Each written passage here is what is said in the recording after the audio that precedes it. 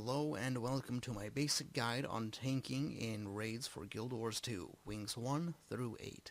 I will have timestamps in the description if you want to just skip to a specific boss. All the important info is already on screen, so you can just read it and get out. If you want to listen to me talk about it, you can obviously listen. If you want to see some gameplay, that is included as an example with a little bit of commentary explaining why certain things are done the way they are or why I did things, also included at the end of each bosses section. Okay, so in part 1, I'm going to talk about the 4 main healers that you see while pugging raids, which is going to be the Chronomancer, Firebrand, Scourge, and Alacrity Mechanist. In part 2, I'm going to actually talk about how to do tanking.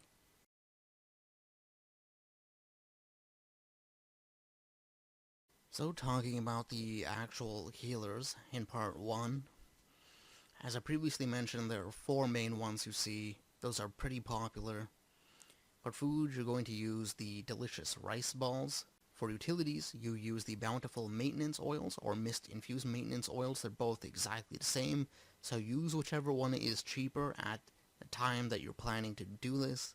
Each class has their own strengths and weaknesses, so it's wise to learn at least 2 of them in case you need to swap in order to handle some mechanics. Chrono is obviously the be-all end-all since it's just way too good at everything, even though at the time of recording, the trait Bountiful Disillusionment just got nerfed, so now it has less stability than it used to, so that's something you might want to consider. Firebrand is almost on par with Chrono, but it's limited because it only does quickness and doesn't have distort. It also has less blocks, unless you count Aegis, that is.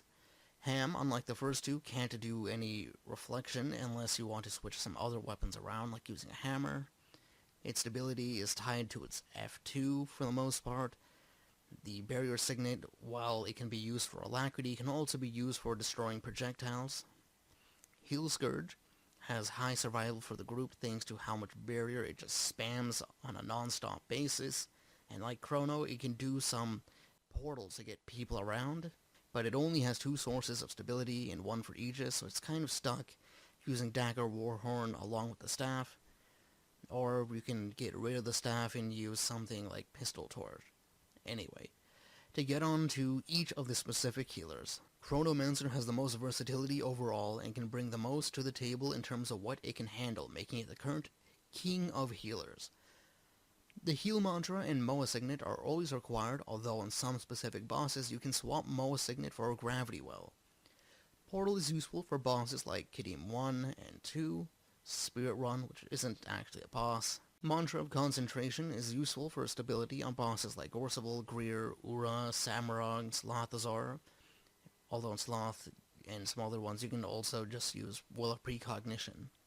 Feedback is great for projectile reflection on fights like Matthias, Adina, Sabir, and Greer. And the best part, Chrono can do Alac or Quickness. So depending on your squad composition, you will be doing one or the other. Weapon choices. You'll always take the rifle. Skill 1, the auto attack just heals. Number 2, heals gives regen. 3 gives might and fury. Skill 4 is a CC and does phantasms.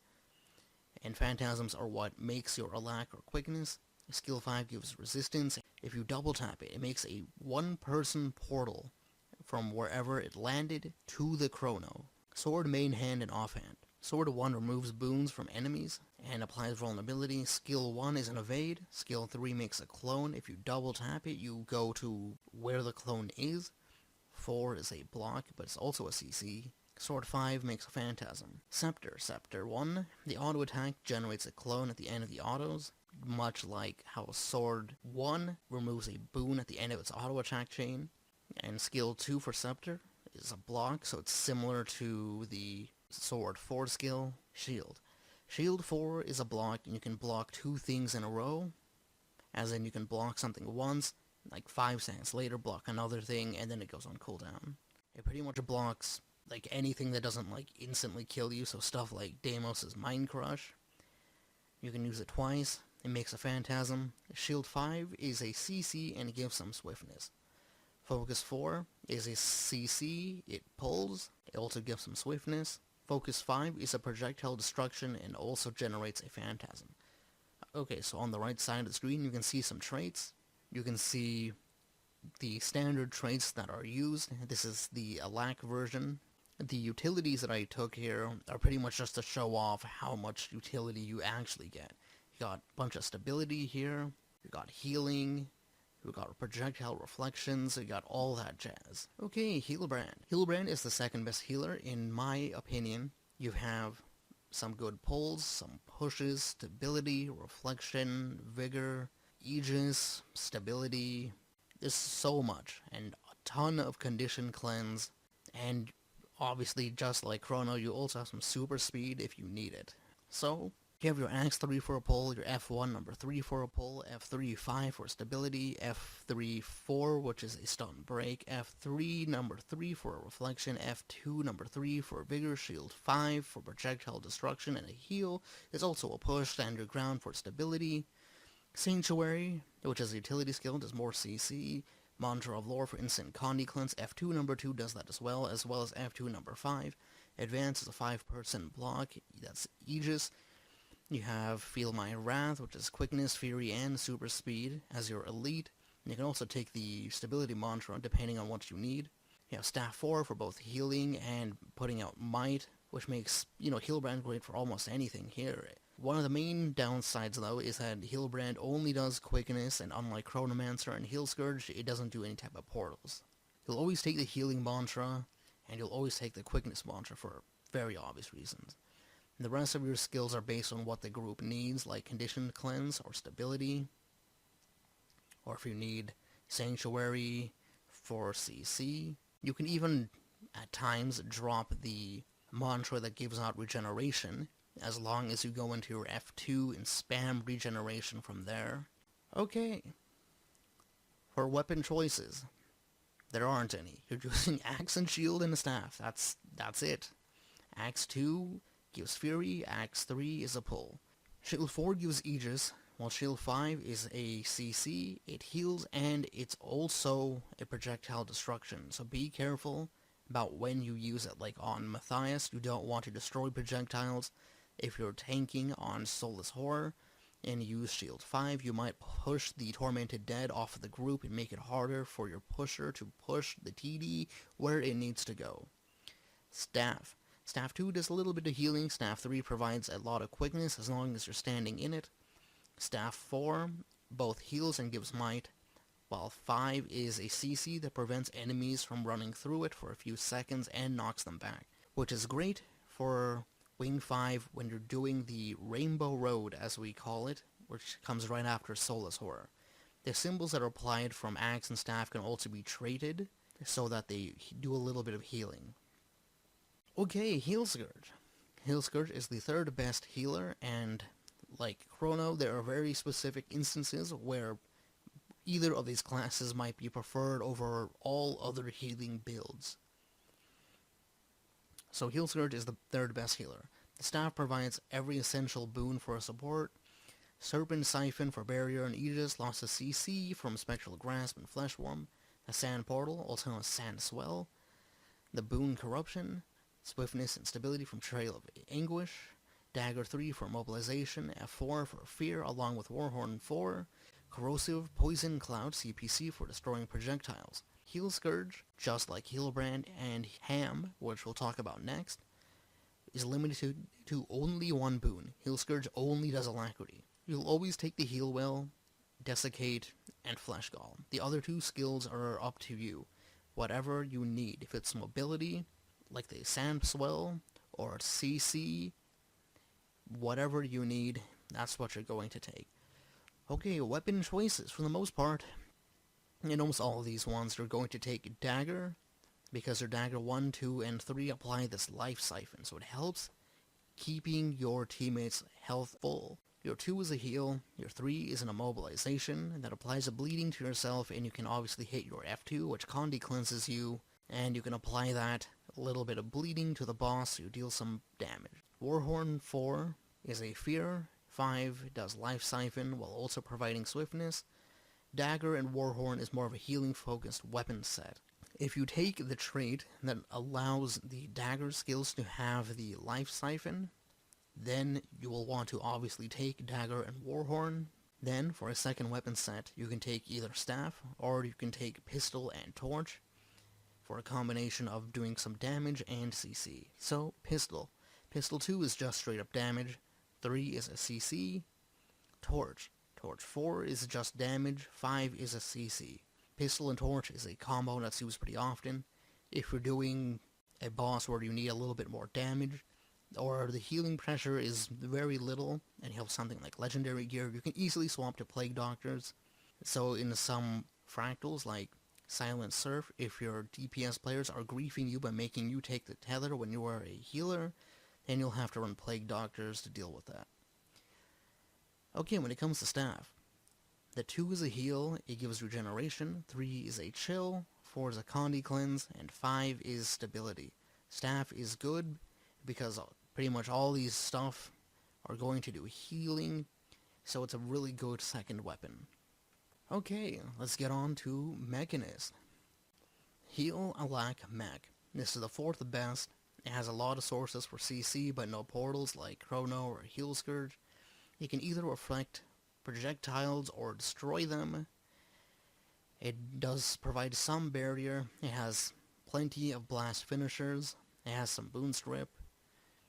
So much CC, and just like Heal Scourge, it only does Alacrity. The other downside for Ham is that you have your Jade Mech. It always will be annoying, and you will need to know when is best to use each of the F1, 2, and 3 for doing attacks and generating Alacrity, because your F2 is where your stability comes from. So on some fights like Gorseval, you will actually have to avoid using your F2 until it's time for the slam that Gorse does, and use it only then. And then obviously after, right? So, there is difficulty with controlling your Jade Mech, because it is dumb and it runs around like crazy. You want to set it to being passive mode, unless you really want to suffer. You can set it to aggressive mode, and then it's just a complete and utter pain to deal with. Your F2 is where your stability comes from. So some fights like Gorseval, you will want to try and save your F2 for the slam, and after the slam you can just use it again. If it's during the split phase, obviously use it at the beginning of the split. It doesn't matter, you should have enough time that it comes back for the next slam. Okay, for utilities, you'll always take Medkit, Elixir Gun, and Shift Signet. Shift Signet is both movement, and it copies the boons you have, and gives it to your mech. And you're also taking the Elite Mortar Kit. The other utility is based on what you need. If you need CC, if you need blast finishers, Condi cleanse, whatever. Weapon choices. There's no weapon swapping with this. So you either run Mace and Shield, or you run Shortbow. Mace. Mace 1, the auto attack, gives barrier, which means you're giving some alacrity. 2 gives barrier and vigor and some regeneration while you actually move your character forward, which is always a little bit of fun for some bosses like Deimos. You can dodge backwards and hit 2, and you immediately go back to where you were.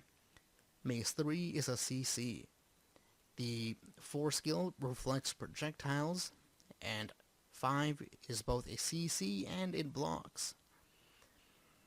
Shortbow. 2 gives barrier and might, 3 does some healing and Condi cleanse, 4 gives protection, Aegis, and resolution, and skill 5 does super speed plus some free CC. Okay, so tanking.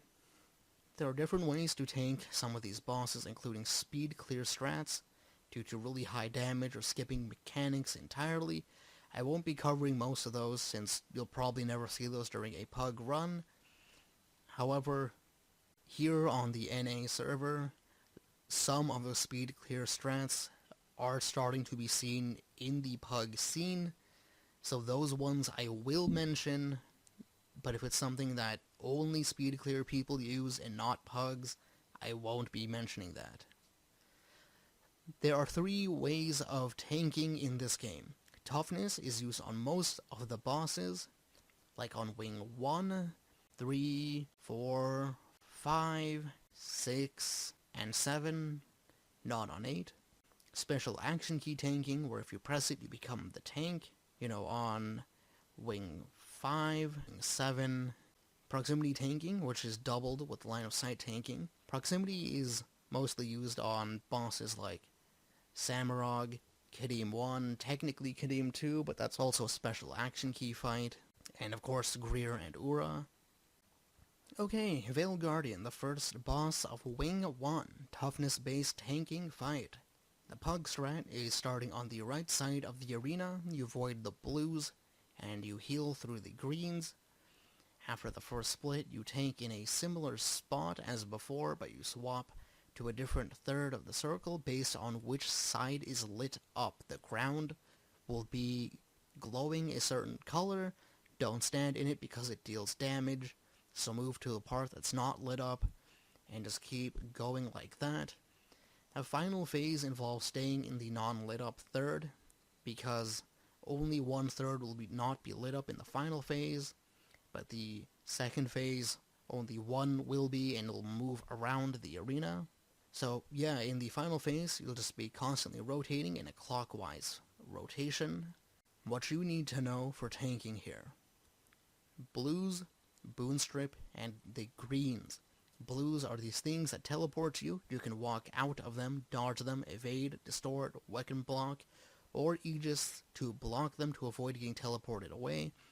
So there is also a setting for combat settings where you can see the AoEs better, and if you turn that setting on, which I don't actually remember the name of, the blues will have a red circle around them, so they're much easier to see.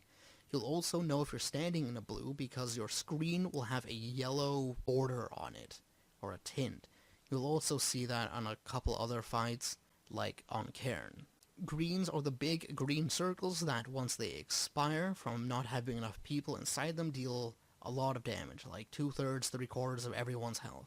Try to keep track of when they spawn and when they are about to expire so that you can immediately throw out healing, or if you have something like the Bow of Truth or a heal well, you can put it down 1 second before, so it's providing a stream of healing, and you don't have to worry about using something immediately after. People are already getting healed as it pops.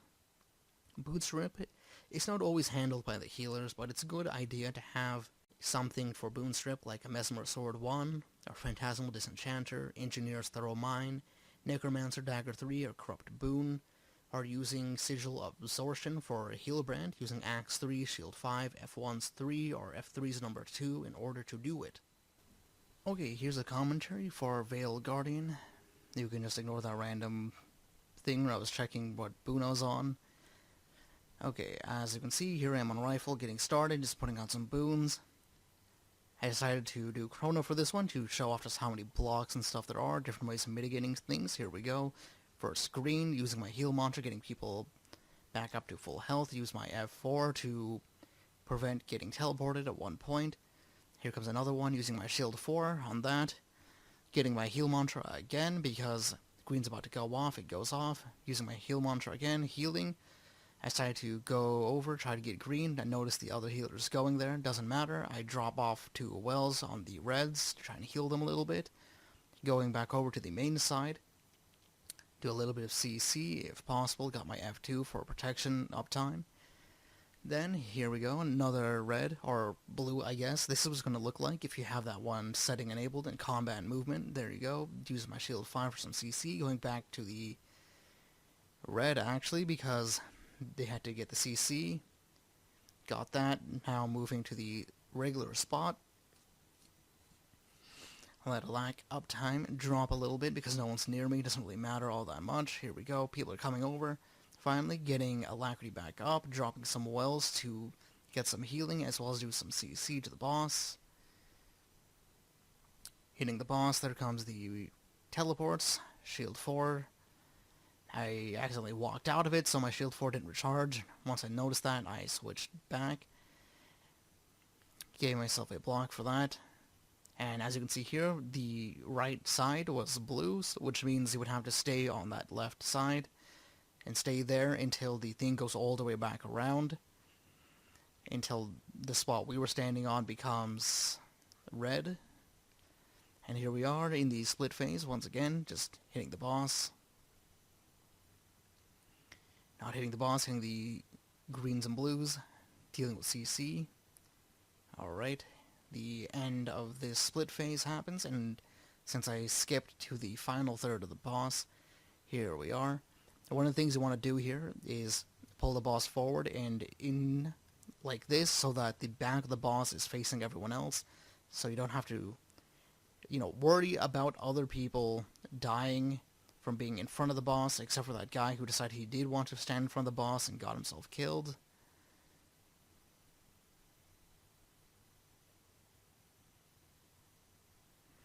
And that was the end.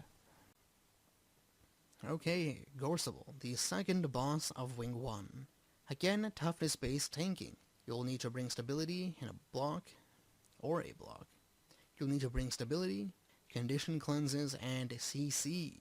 Whenever Gorseval raises their arms up in the air for a few seconds, they're going to do a slam on the ground, and that will knock everyone back, so use stability right before then. You can use stability to avoid being knocked down right then, you can distort it, you can block it. Other skills like Guardian Stand Your Ground, Mechanist F2 will always be off of cooldown when it's time for the slam. But as I mentioned earlier with Ham, be careful about your F2 because it is part of Alacrity generation. When it comes to tanking Gorseval, you want to always tank in the middle. The only time you don't tank in the middle is if it's super low damage, but I'll talk about that in the section below. The things you need to know: the slam, the goop, CC, and immobilization. Slam requires stability and happens every 25-30 seconds around that. Goop is the CC phase. There's a black goop on the ground in rings, circles that spread out from the boss. If you stand in it, you gain vulnerability stacks. You want to Condi cleanse that.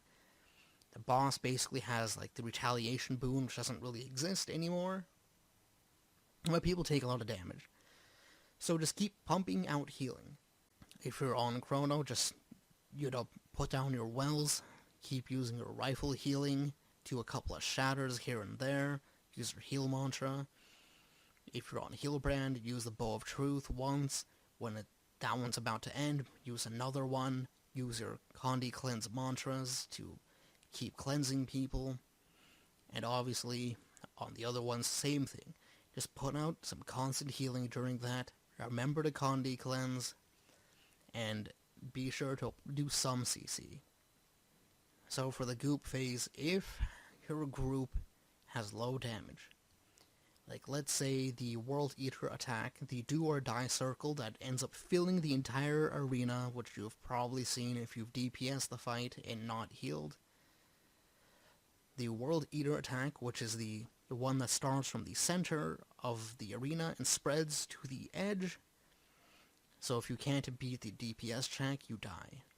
During that one, if your group doesn't make it, the World Eater starts when the boss has 75-80% HP, at that time you're going to have to make the decision. You will need to take the boss to a spirit wall, and you will have to get the DPS players to break the spirit wall, and right before the circle fills from the World Eater attack, you guys jump out, take the updraft, stay in the air until the big explosion happens, glide back in. I personally have not seen this happen since 2018, maybe 2019, and it's 2025 right now as of the time of recording this.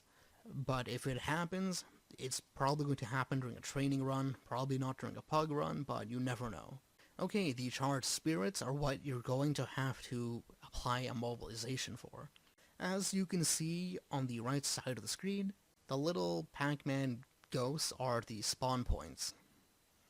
You're going to want to make sure that you go to the ones on your side, apply some cripple, slow, float, knockdown, immobilization, that way they take a lot more time to reach Gorseval, or that they don't reach Gorseval at all, because if they reach Gorseval, he becomes invulnerable and you all die after a few seconds. Back in the day, we used to actually have druids who would go and use their staff 4, swap to staff, use staff 4 on 1 or 2 of the spirits to keep them in place for a while, to use entangle, and that would really help out. So you can do stuff like that too if you really wanted to, even though druid isn't actually included in this guide. Alright, here's Gorseval.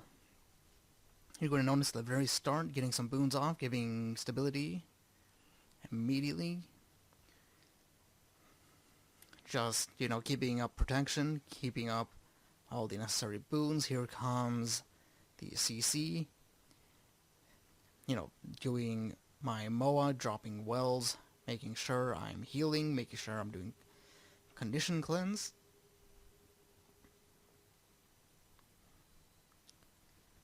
And because we have pretty decent damage, we just went and did a fast CC, no problems there.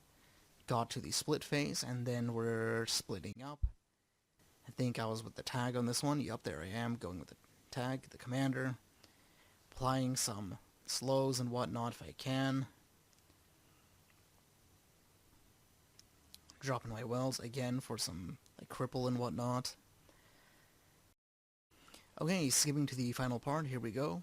Again, dropping stability right there. That's how it is in every single split phase when it ends. Here comes eggs, jump out of that. There we go, easy peasy, lemon squeezy. Bang to the boss. CC's coming up pretty soon, so I'm going to start, dropping the wells right there. Does a little bit of CC and a little bit of healing, using my MOA to get that CC bar down. Continuing, doing some healing, using the mantra for both healing and condition cleanse, and that's the end of the boss. Alright, time to start with Wing 3. We're skipping Wing 2 because there aren't any real tanking mechanics there, although you could argue the technicality of Matthias, whoever's the farthest person from the boss, is the one that is the tank, but that switches up constantly, so I don't think that's really worth it. And similar to Sloth, where it's a random person who gets chosen to be the tank, but in the case of Sloth, you know, just keep the boss in a place that's not covered in poison and you're good. And obviously don't have the boss be right on top of the friendly slowblings so they don't get cleaved and die. Anyway, Wing 3 keeps Construct. Let's get started. KC is a toughness tanking fight, and you generally speaking take KC to a glowing statue so that the phantasm that spawns there gets cleaved down by the group, and so the other phantasm can get there without merging and making this giant red enemy that steals your boons and murders you all. The only time you don't take on the side next to the phantasm spawn is during the burn phase. If you guys didn't time the burn phase so that you can easily get to a split phase, then you'll want to move from the center after the burn to the side again.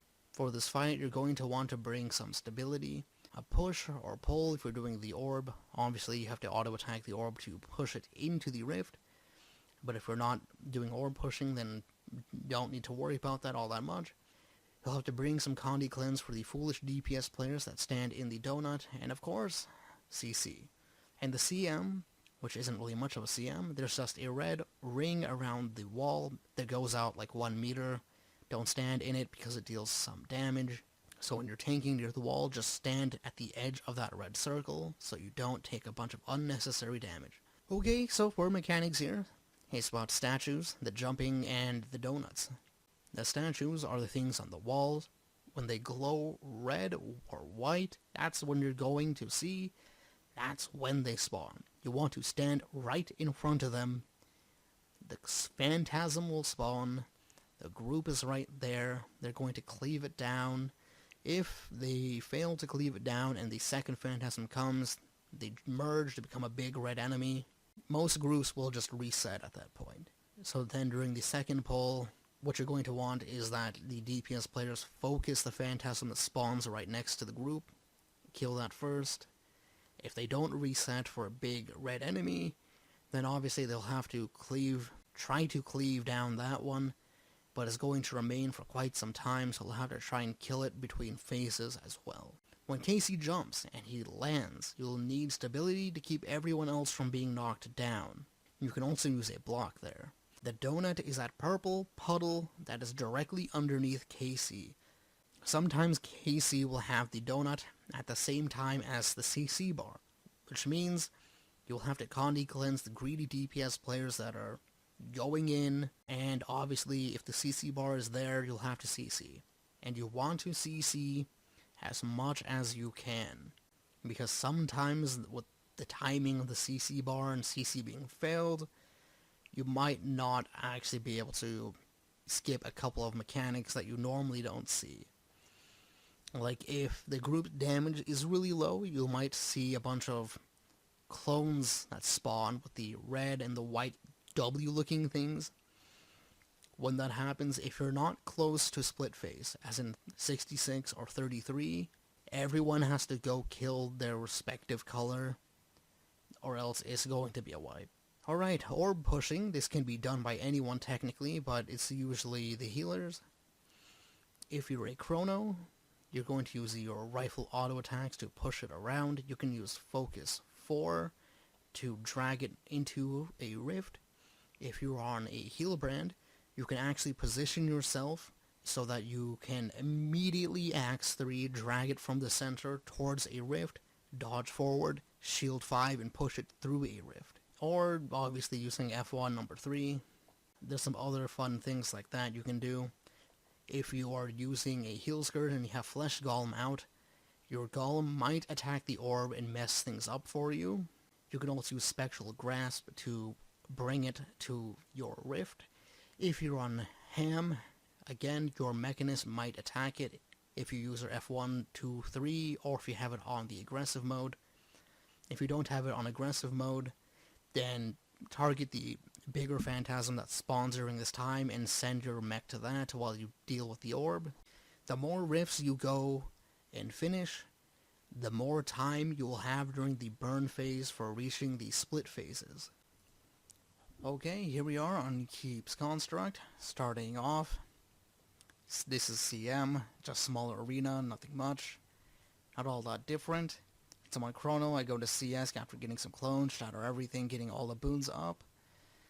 Exiting that, moving to the first statue, as you can see there, glowing white, orange, red, whatever, bright color, just go there. Here comes the ad, it spawns. You want to have that get cleaved down by all the DPS players. If it merges with the other one, it becomes a giant red one that does a ton of damage, and I'm pretty sure it steals boons. Here comes the spread. You can see the person with the purple mark, that is the fixate. That person stays with you, the tank. Everyone else spreads out. Some DPS players here stayed in way too long and paid the price. Here comes the next one. I am going over there.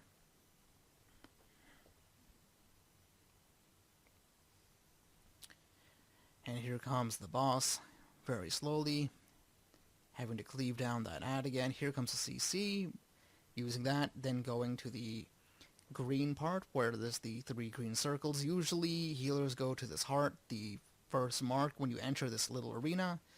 Boon DPS tend to go to circle, and DPS always go to arrow. Back in the day, the Chronos would go to the circle, and then you can just have, like the druids, go to heart. But that's not the case anymore. Anyway, here we go. We did 1 rift. So we got ourselves a little bit of time for the burn. And here comes the orb collection. I'm going to skip to the end of this though, so you can see what happens. There's going to be a purple donut underneath the boss. People love to stand in it. You can stand at max melee range on pretty much everything and actually hit the boss. But still, you're going to have to start pumping out some healing, some Kandi cleanses, because people are going to stand on it, moving to the statue.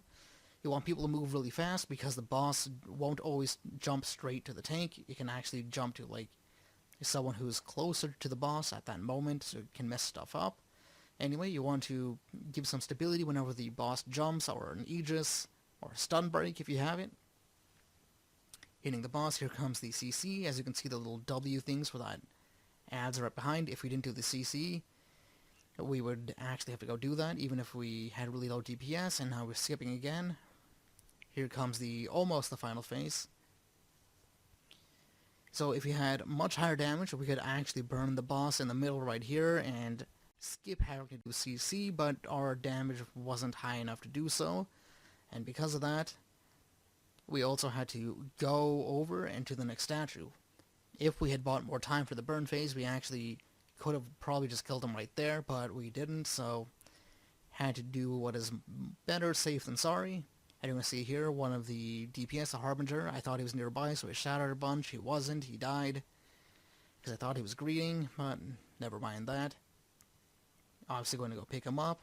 Going to do another skip pretty soon in the video editing to the final part where we actually burn the boss, which is going to be as intended after this CC. Here we go. Okay, here's the final part. Getting the rift, hitting the boss again, and finally get to kill the boss. Nice and easy.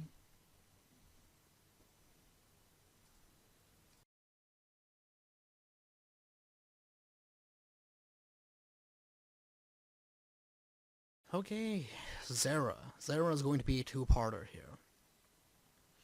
It's a toughness-based tanking fight, and the positioning is based on the damage. Higher DPS groups, which is honestly most of the pug groups these days, in the very first half, you'll be tanking in the center. If the group has way lower DPS, you'll have to go to the edges during the first half, and during the second half, pretty much all groups go to the edge anyway, so that's not something you have to worry about too much. So you want to bring CC, high burst healing, or a block, evade, distort for yourself, and you should be fine. So you move Xera when the orbs in the center are going to spawn, which is after the special action key in the second half, or during low DPS after clearing the shards at the edge. When center tanking, you want to hit 80% before the CC happens. When the special action key spawns, it cancels out the spawning of the center orb attack. So that is what the group is aiming for. Before that happens, you want the special action key so you can stay in the center, which happens like 99% of the time because of damage. Okay, so for center tanking, as you can see in the top right picture, you start on the left side middle-ish area. You want the boss to be there. For the second half, you're going to start on the right side. That's where you're going to be. So for the first half, you want to be on the left side, and then you can have the purple wall spawn. The purple wall will respawn again after maybe like 20-ish seconds, and you're going to move from there to what you see in the second picture. You're going to move down to the other half. Not the purple half in the first picture, but to the bottom half of this circle, because the top half will become purple, and anyone who's in there is going to take damage. Here's some of the stuff we need to know about this boss. Blurred Frenzy, CC, the purple, and the crystals. Xera does Mesmer Sword 2 attack every like 10 or so attacks. You can either counter her attack through something like a distort, evade, block. Prepare to use a lot of your healing the moment you start taking a lot of damage. When the CC happens, Xera does not move, so you need to CC her fast to make her move to the next spot. The purple half of the arena does damage to everyone in it, so keep Xera out of it for everyone's safety. The crystals are required for lower damage groups to clear, so that you can take Xera to a safe spot, meaning out of center, which will obviously prevent the orbs from hitting people and killing them. And this, even for high DPS groups, not like the speed clear ones, this happens quite often in the second half of the fight, so there's nothing to worry about there.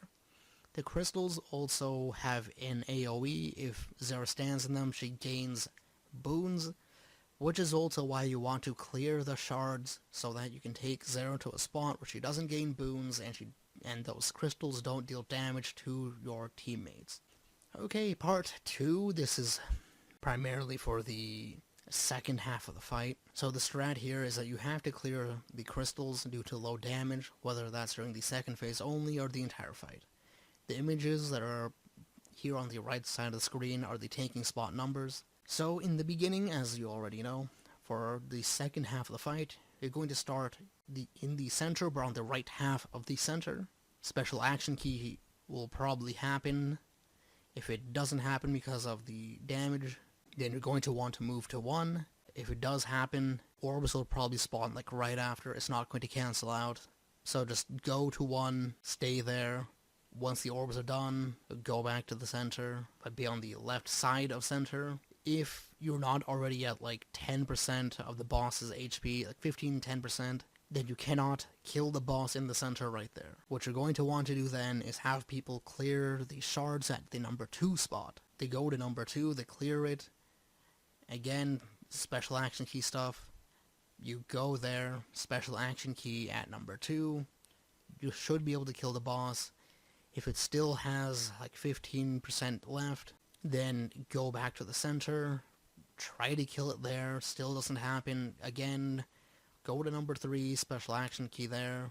If the timing is really tight and you can't actually go there because the shards aren't cleared yet, just special action key in the center real quick. Finish that, take her there after that, just so you don't run the risk of people dying from the special action key mechanic. If you have low damage in the first half of the fight, you're basically going to do this, but in reverse. So where number 3 is, would be your number 1, but you would be taking where the purple is. Okay, here is Xera from the very beginning. Usually the healer might have like a pull, push or something, so you can use that if you really want to get stuff into the rifts, but if you want to use a pull or a push, make sure you're not grabbing a bunch of them. Obviously get some boons out right here. When we get to the second platform, the healer pretty much always will take the closest one, which is going to be the one on the left that you'll see momentarily. And there we go, standing on the button. You're going to notice I'm getting a bunch of stacks from standing on the button.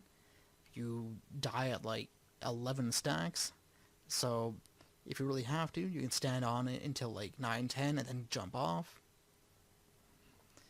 If the crystal's taking a lot of time to get broken, then you have to swap, or you rotate, usually clockwise.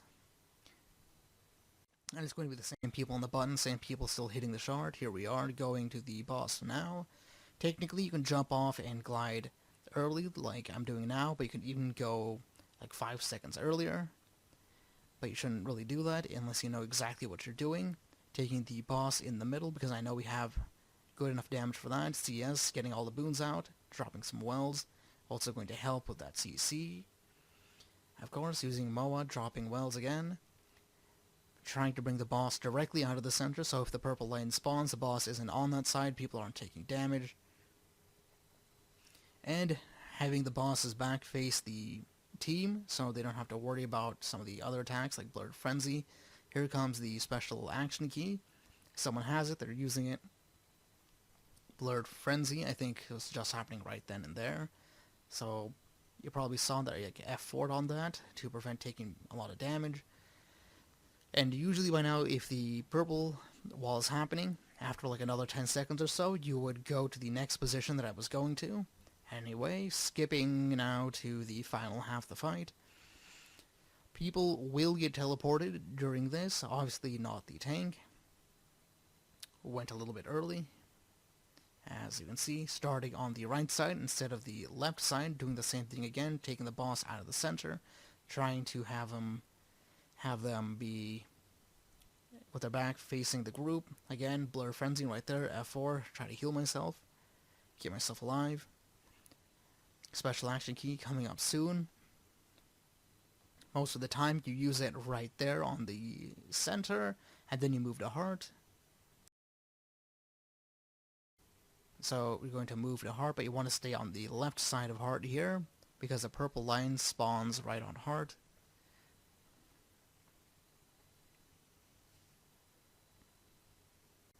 And you're going to see the purple line momentarily, and there comes the orbs. Yep, there are the orbs, and there's the purple line.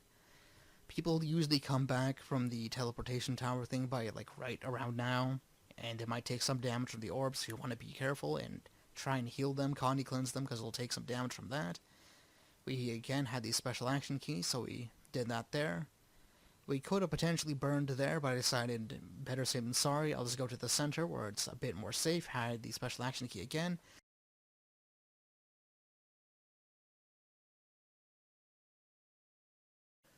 Okay, Wing 4.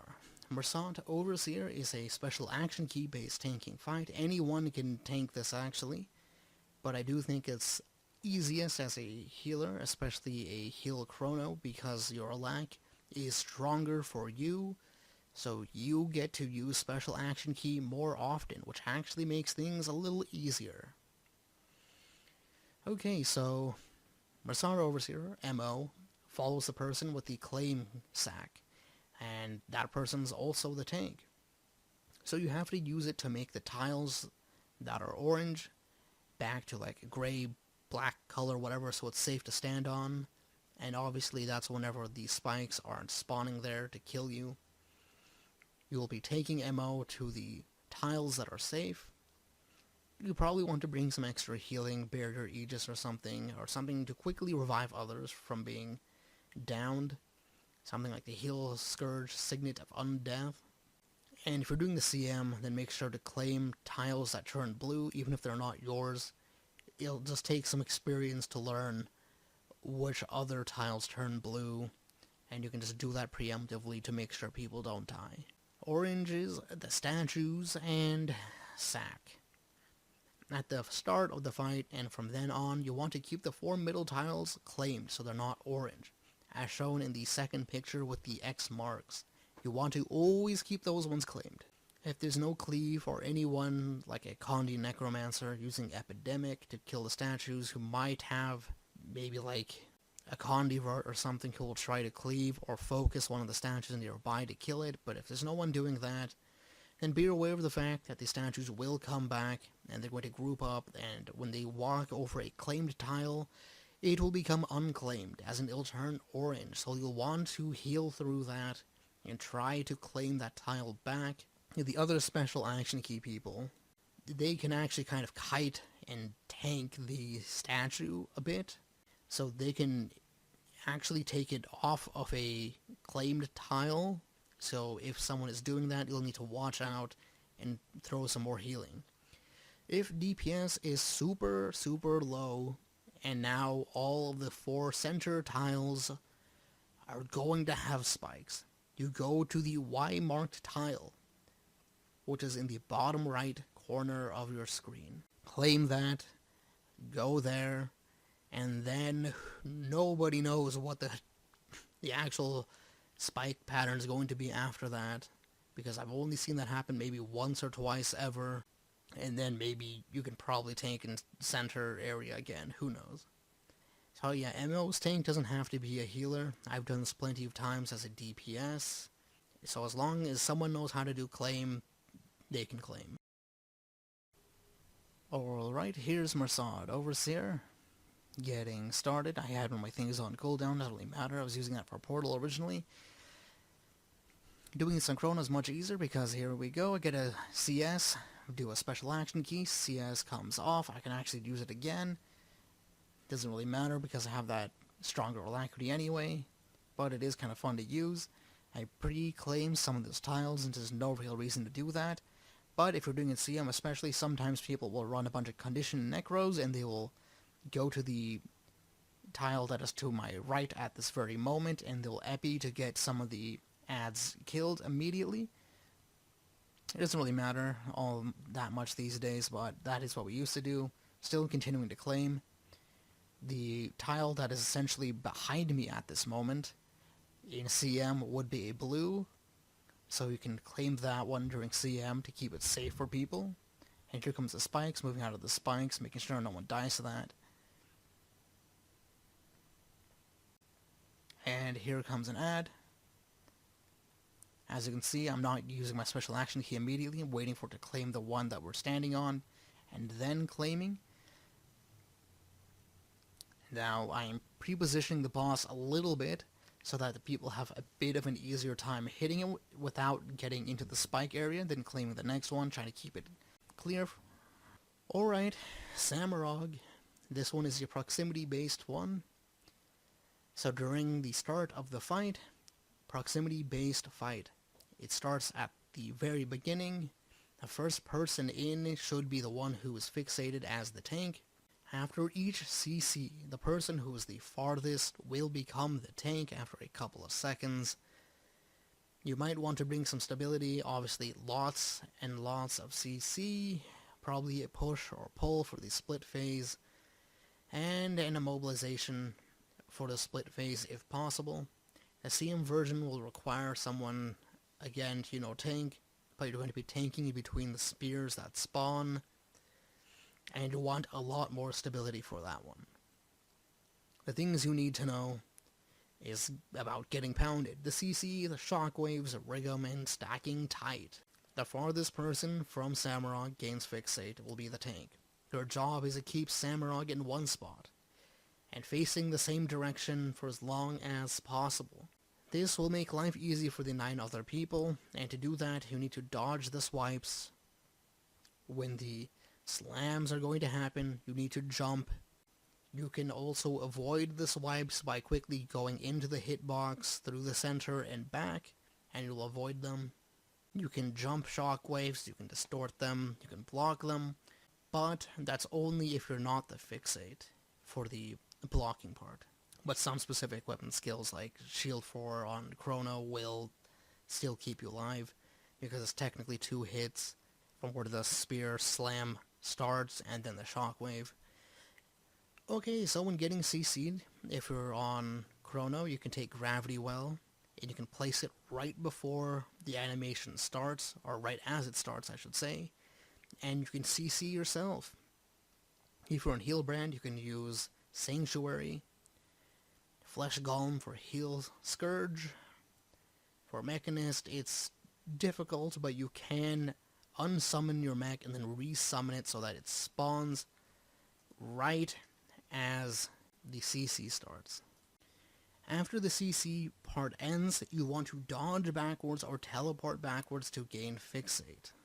Okay, so if we're getting fixate, you'll see in the gameplay footage that you can either, if you have your dodge bound to a single key, you can just spam that one while holding, S to go backwards, just keep holding S, spamming that key, or like what I decided to show in the video where I was holding S and I was clicking on the dodge bar itself, just spamming that the moment it got down to like 10% of the CC bar. If you're on Heal a Lack Mech, you can actually use Shift Signet to blink far and come back, and you'll easily have that fixate. During the split phase, remember, having a push or a pull to take a Rig'em off the group, and using an emote if possible to keep him stuck next to Samarog makes life so much easier. These days this can be a little bit of a pain because a lot of people always assume that, someone else is going to cover it.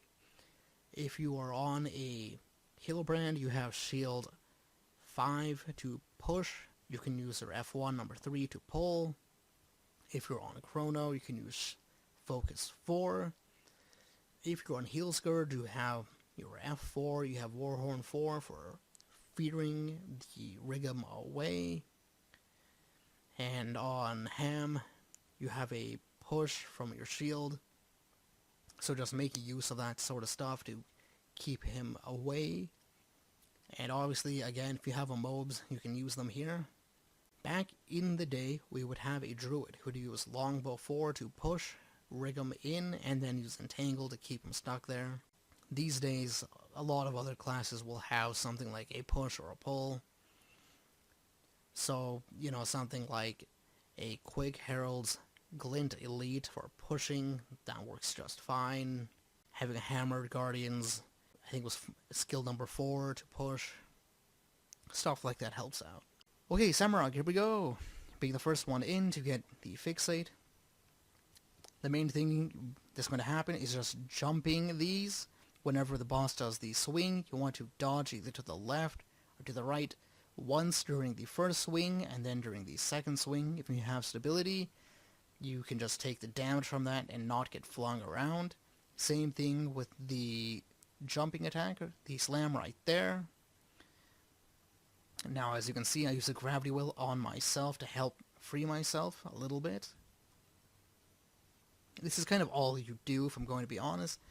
And then during the split phase, just push, pull Rig'em to wherever he needs to go.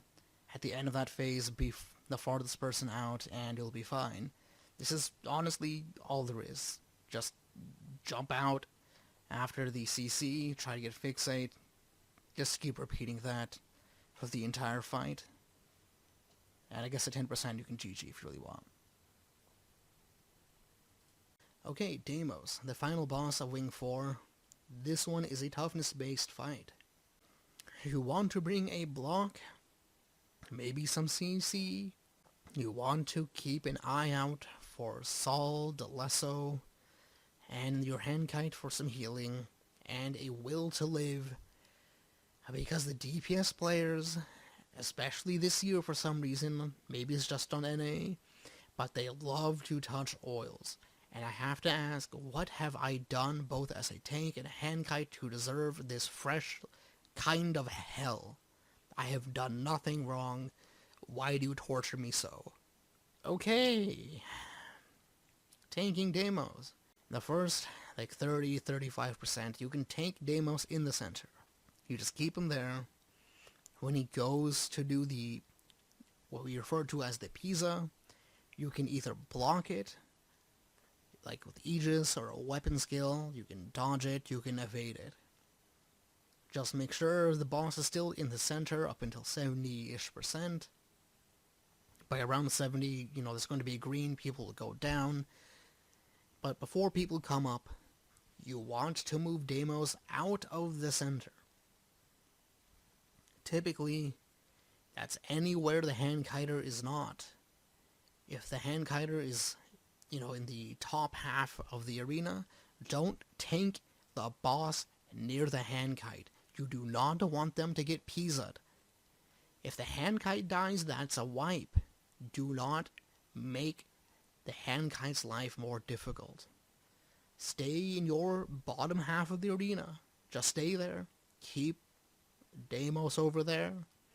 That way none of his Pisas reach the Handkiter.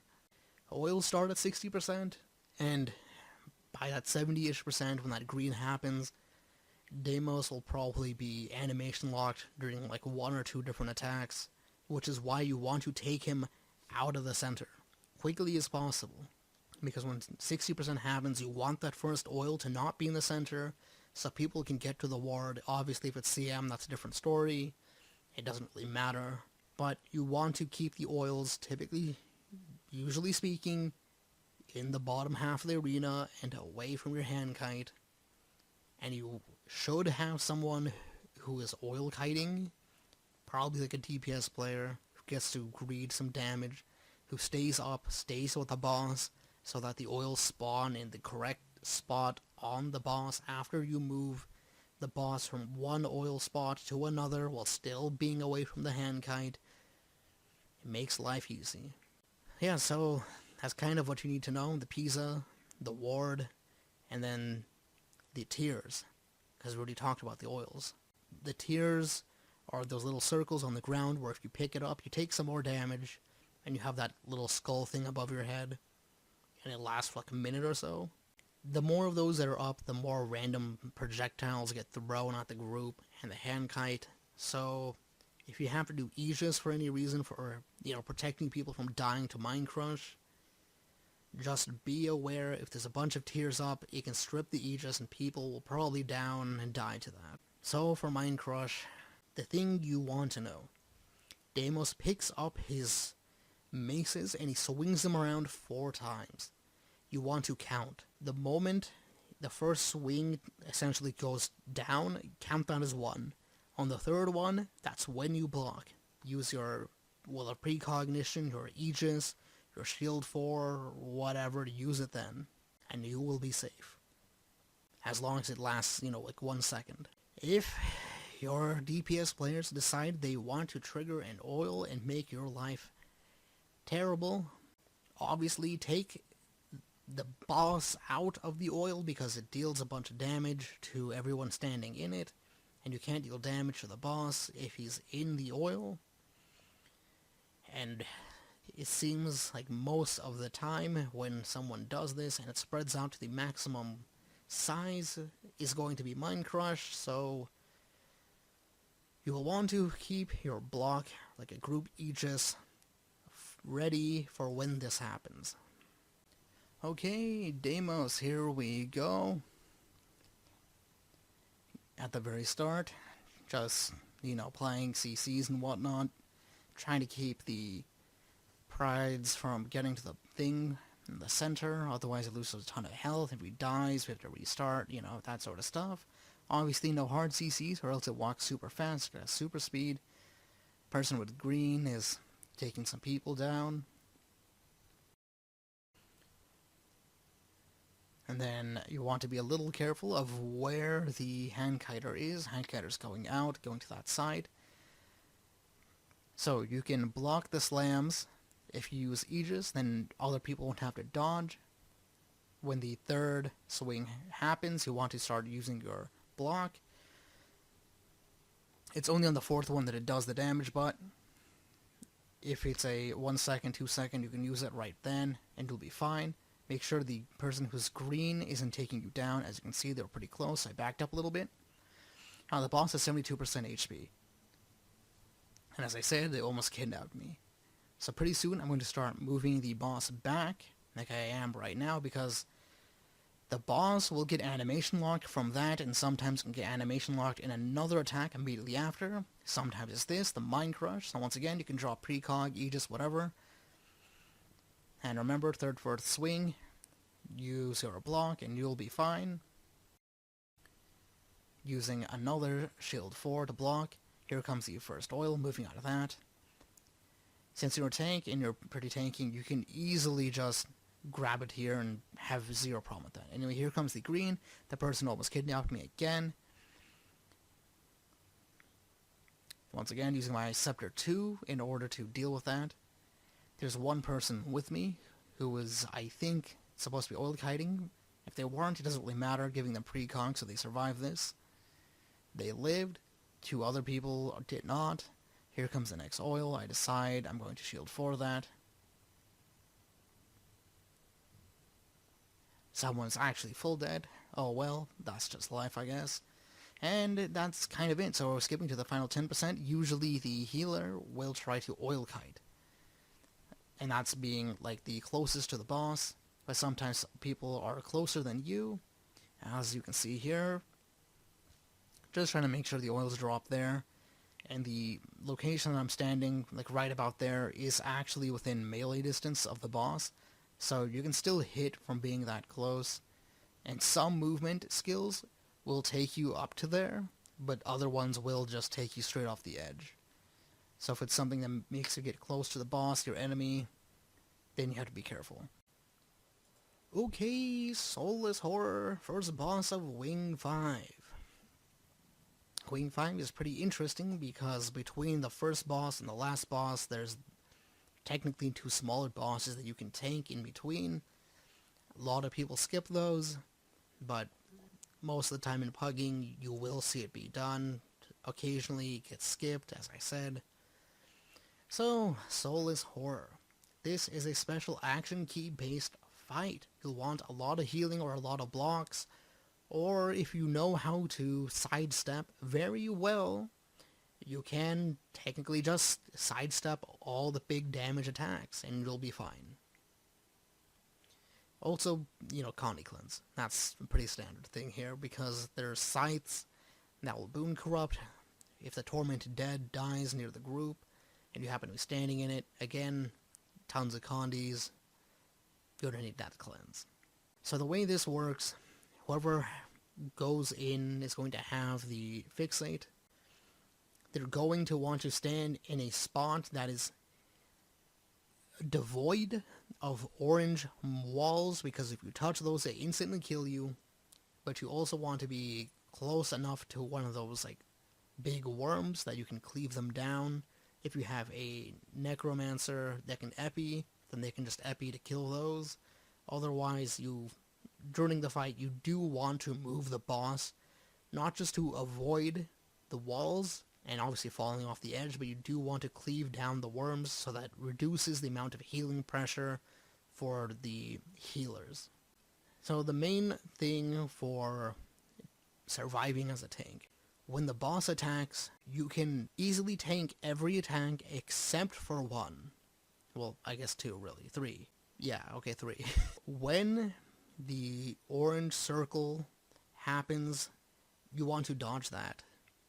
Like the big one that expands and then has a big orange ring. That one. The ones with the orange lines that spread out from the boss. Obviously that one. And a third and final one, which is the main one, which is part of the auto attacks. There's going to be little orange circles. That's like a cone going out from the boss. You want to sidestep it, you want to dodge it, you want to evade it, you want to block it, you want to invuln, whatever. That is the main thing that will kill you as a tank. Those other 2 attacks, they're easy enough. Everyone has to deal with those ones. But the small orange circles are things only the tank has to deal with it unless they mess up and make the boss hit the group. So you want to have 3 stacks of your debuff from being the tank. The more stacks you get, the more damage you take. When pugging and stuff, usually you keep a max of 3, the other tank will take it. When it comes to the other tank taking it, if you're in voice chat, you obviously tell them, hey, take it, be the tank now. If you're not, you can spam, like, control-click the special action key, which is called Issue Challenge, and they'll take it. If they're like me, I actually just click on the person in the squad to check how many stacks they have, and if they reach 3, I just take it. The other thing you can do is when your stacks of the debuff fall off, you can take it. Or, if you like to live a little dangerously at times, and then the final way of doing this is the moment special action key comes off a cooldown, you use it. So there's several ways of doing it. Just communicate with the other healer for which way you're going to do this. Now, it is technically possible to solo tank this entire thing. It is incredibly difficult, and you need a ton of blocks, and realistically, you might need another healer to apply blocks to keep you alive if you plan on doing something that insane, but that never really happens. Okay, when it comes to tanking a Soulless Horror, it technically doesn't have to be a healer. I have done this as a quick brand plenty of times. The only thing is I swap out that ground target AoE thing for advance so I can block some attacks. Plus, obviously, sidestepping the main thing, and it's totally fine. So the things you got to know for this fight. Condi Cleanse, CC, the standard tanking, and I'll talk a little bit about the push tank role, which I genuinely know only 2 other people in the entire game who do this, except for myself. I don't always get to do it, so I might as well just include it for fun here. The sites, they run through the group. They just spawn, they float, they go through, you get hit by them, you get boon corrupted, try to avoid them. If people get hit, Condi cleanse them. The TD, if it dies on the group, again, corrupts, does a ton of damage, cleanse people, give them boons again. When the TD is up, you do not want to CC that thing.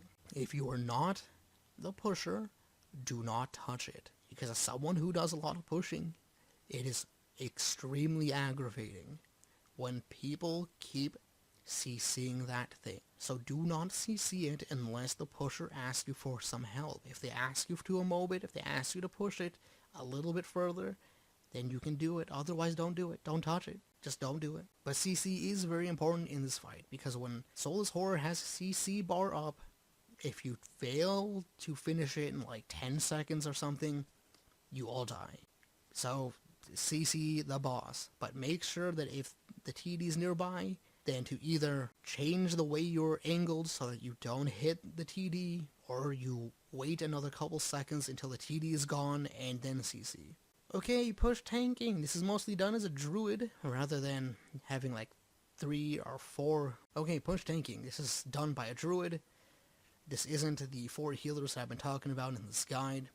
But for this, you're going to pretty much just run a standard push build as a druid.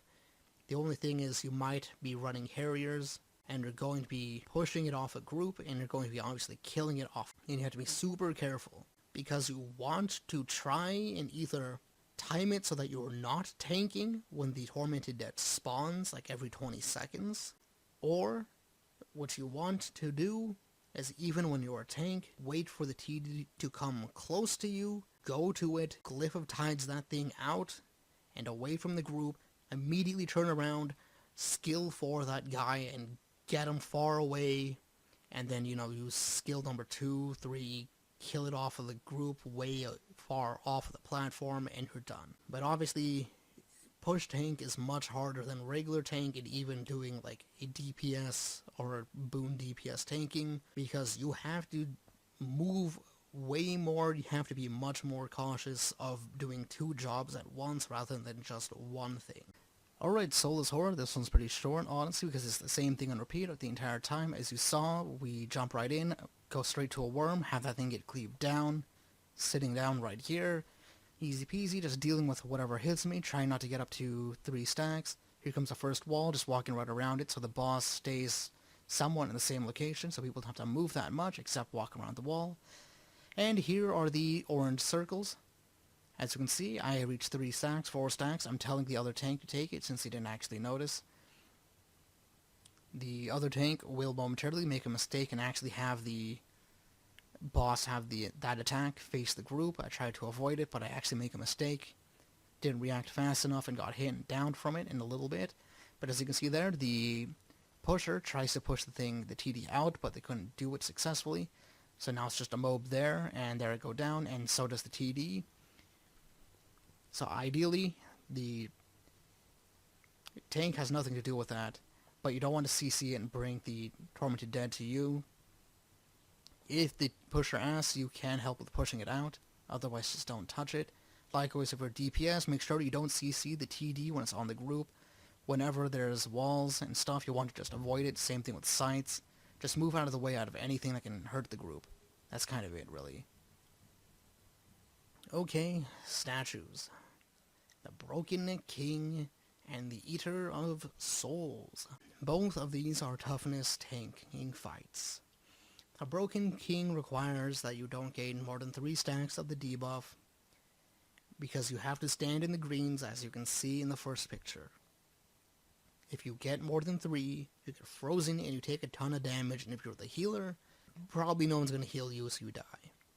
If a DPS does it, you want to try and heal them and keep them alive, but if you can't, then they're just a goner. Group DPS should be around 50 to 60,000. It can be higher, like 80 or 90,000, but it's much more difficult, because the higher the damage is, the more greens that spawn. So it's harder to grab all of them, and more people will start failing as more people get 3. So it's more recommended to be around 50 or 60,000, so it's a little more relaxed. And then once you get to like 5-10% of the boss health, you can go up in damage a little bit, and it'll make things a little bit easier. So when you are doing Eater of Souls, though, it's a little different. You have these glowing dominoes, as we call them. You want to bring the boss to that and stand on it.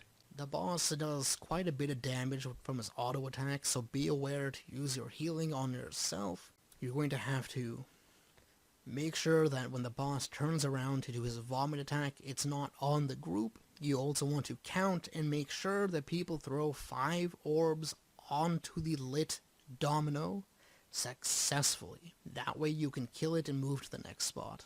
And when the spirit energy bar is completely full is when you can actually kill the boss and move on to the third and final thing of doing the eyes, which isn't tanking related, so I'm not covering that in this guide.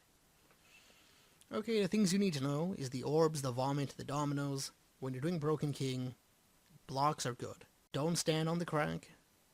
You don't really need Condy Cleanse. Stability can kinda help, but not really. You want to block the little triangles that spawn if they're right on top of your green. Otherwise you don't need to worry about it, but you do need to worry about healing other people. Both healers are responsible for that.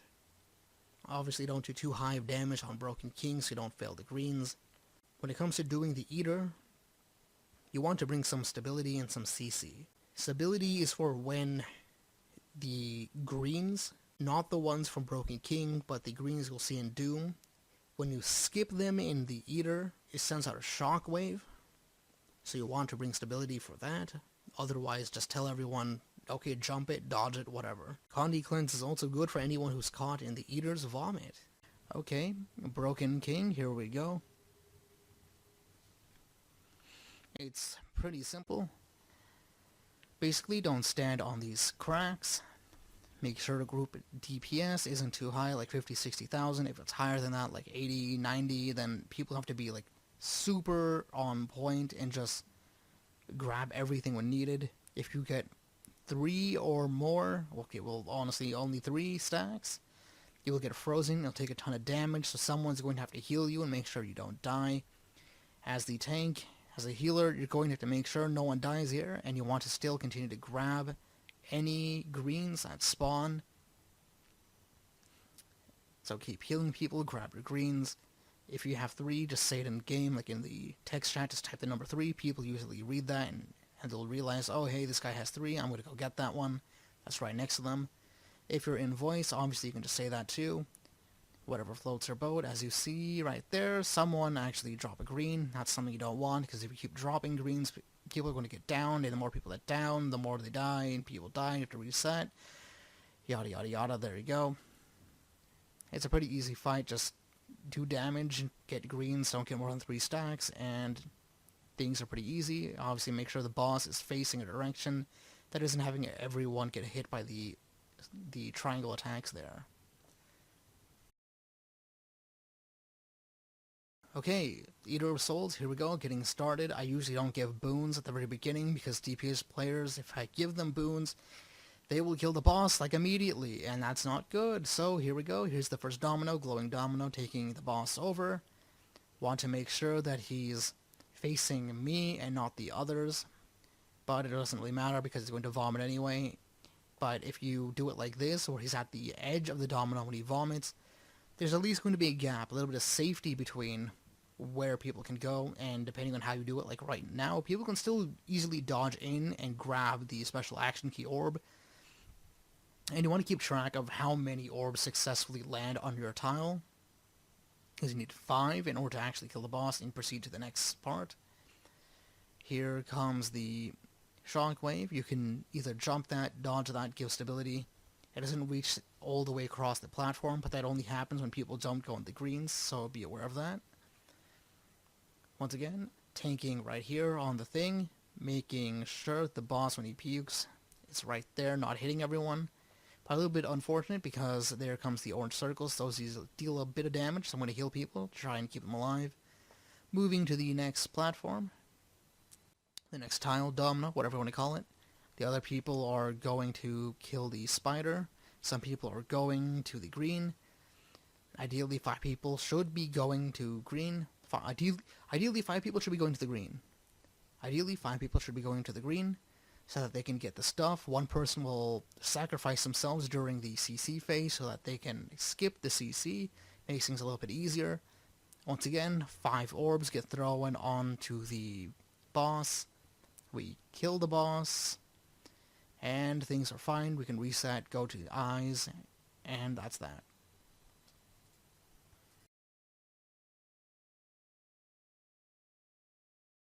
Okay, the next boss, the final boss of Wing 5, Dhuum. This is a toughness tanking fight. The standard practice is that you always have the tank do green 3, also referred to as G3.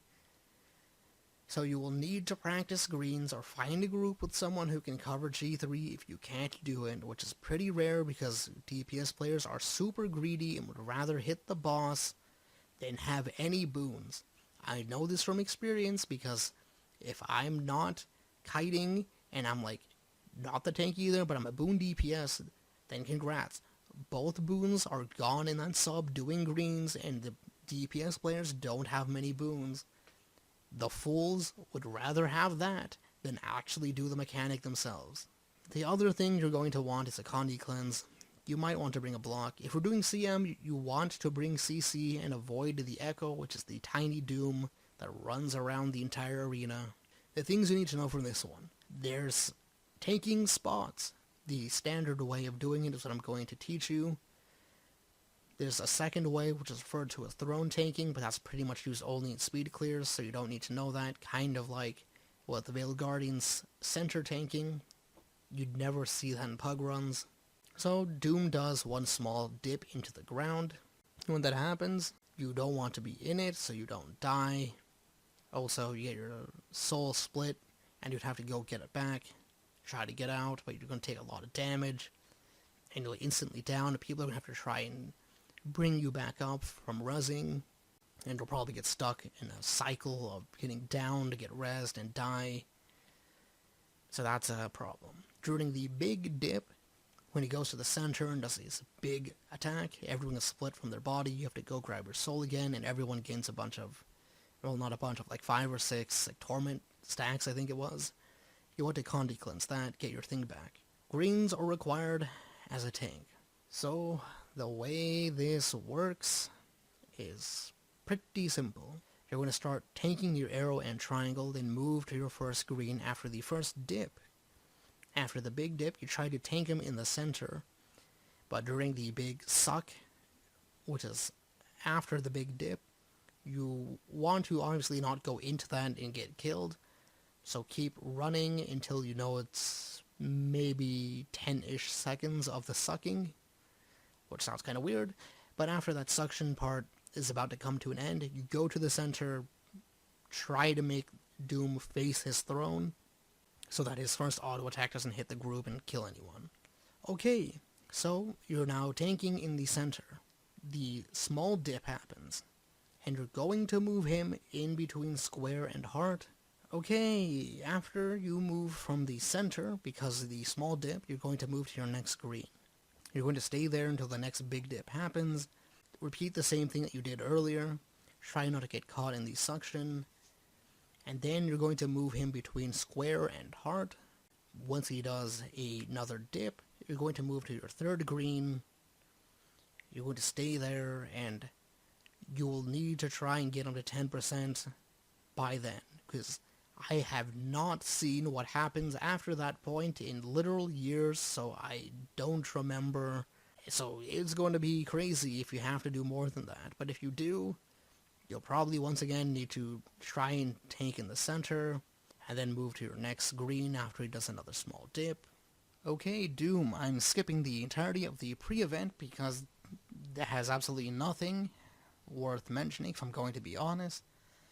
Running a little bit of a interesting setup for a chrono. So you can bring a portal or a sandswell here if you really wanted. It's going to be pretty useful in the after the big suck, the greater death mark. You want to have the boss be close to, if not right on top of that enforcer, so you can easily have it get cleaved down. Fun fact, when the boss turns around and does that, you don't, if you're a DPS, you don't have to move. You're completely safe. I brought the Phantasmal Disenchanter for the greater death mark because the boss steals boons, but I actually forgot to use it, which is kind of funny. Happens occasionally, you know, whatever. Here comes the first death mark. You want to move to Spiral. You, as a tank, you always have to do green 3. So you're going to do Spiral. During the pre-event, you do Heart. As you can see my mini-map, I marked that. You always want to grab that medium one. Get some more orbs. You want a total of 5, so that you can go down. Makes life easy. Okay.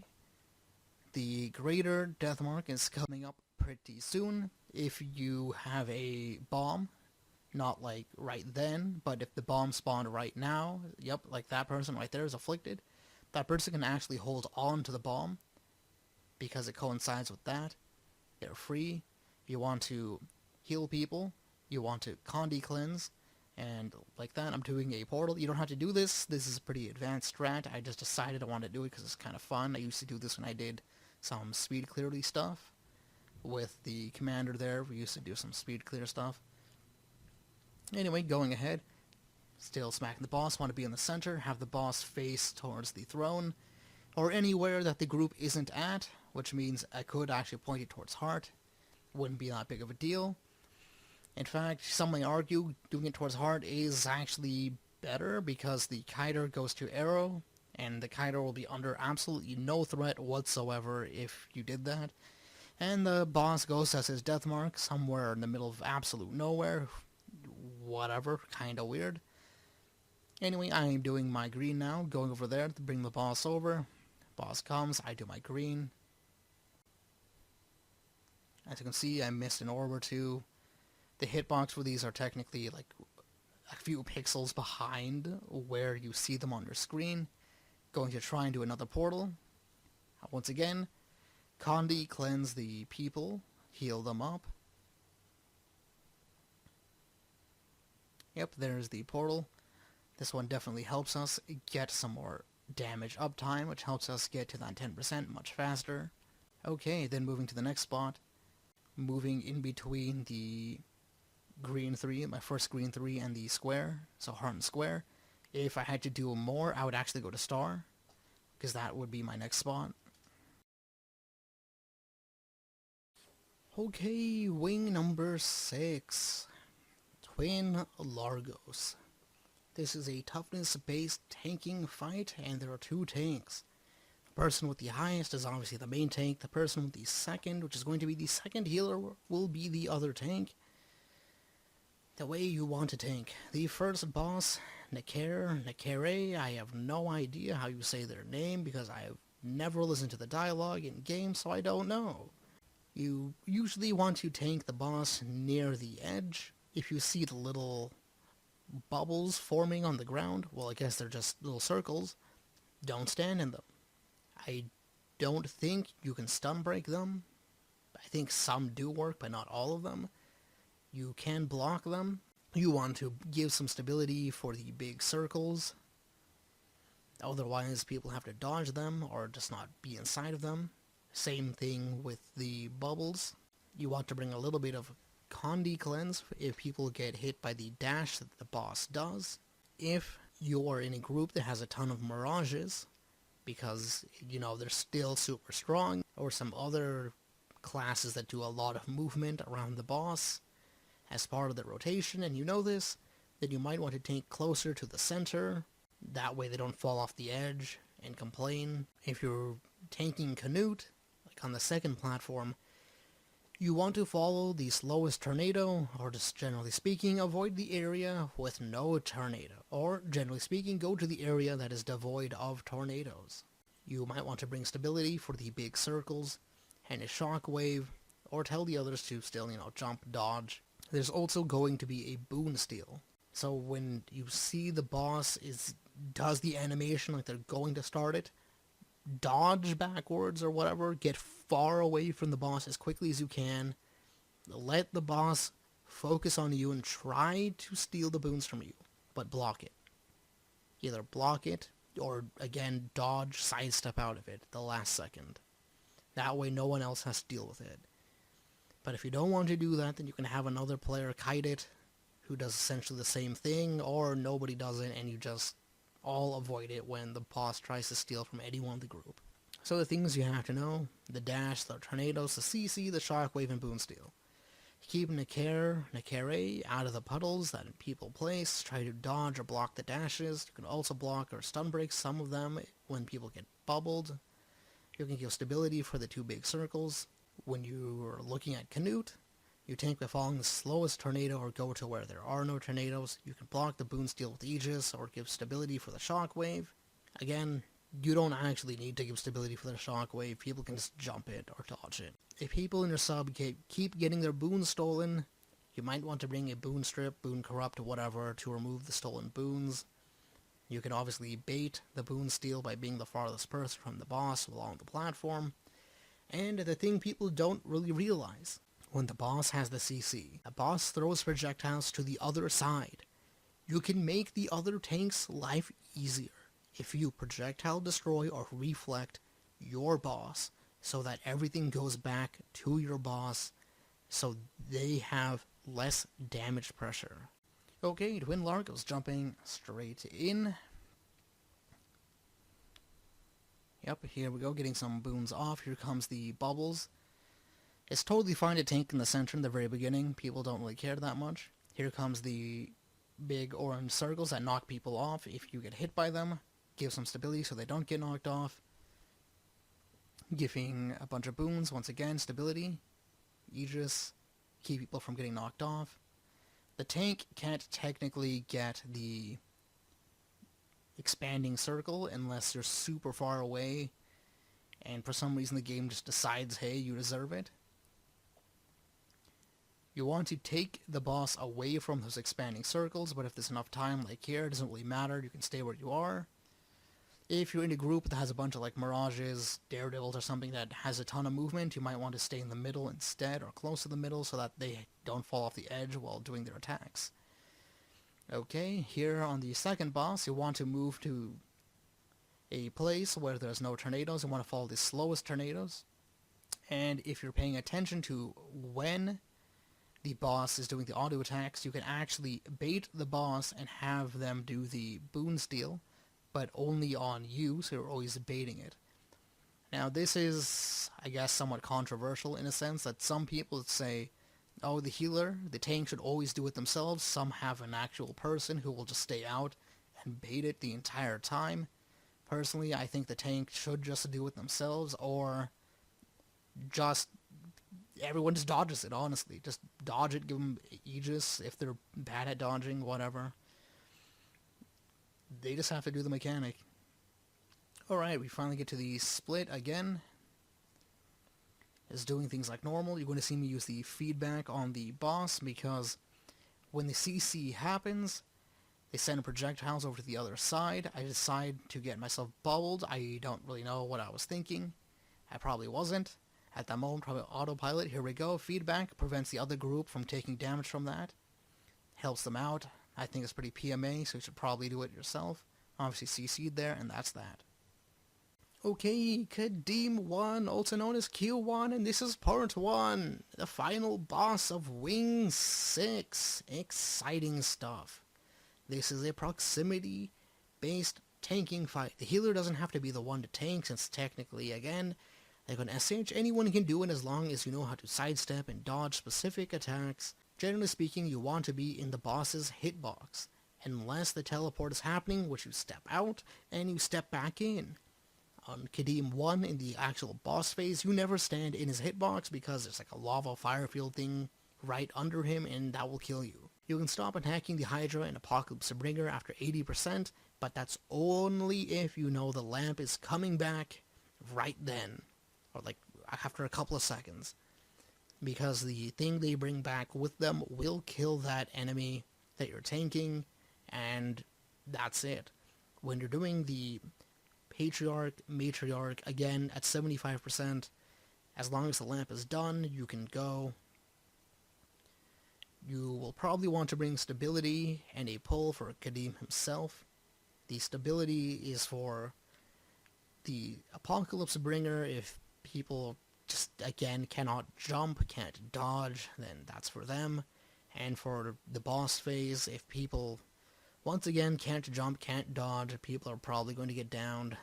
So you might want to bring block for that big shockwave. And you're going to want to bring a pull. If someone else brings the pull, that's fine.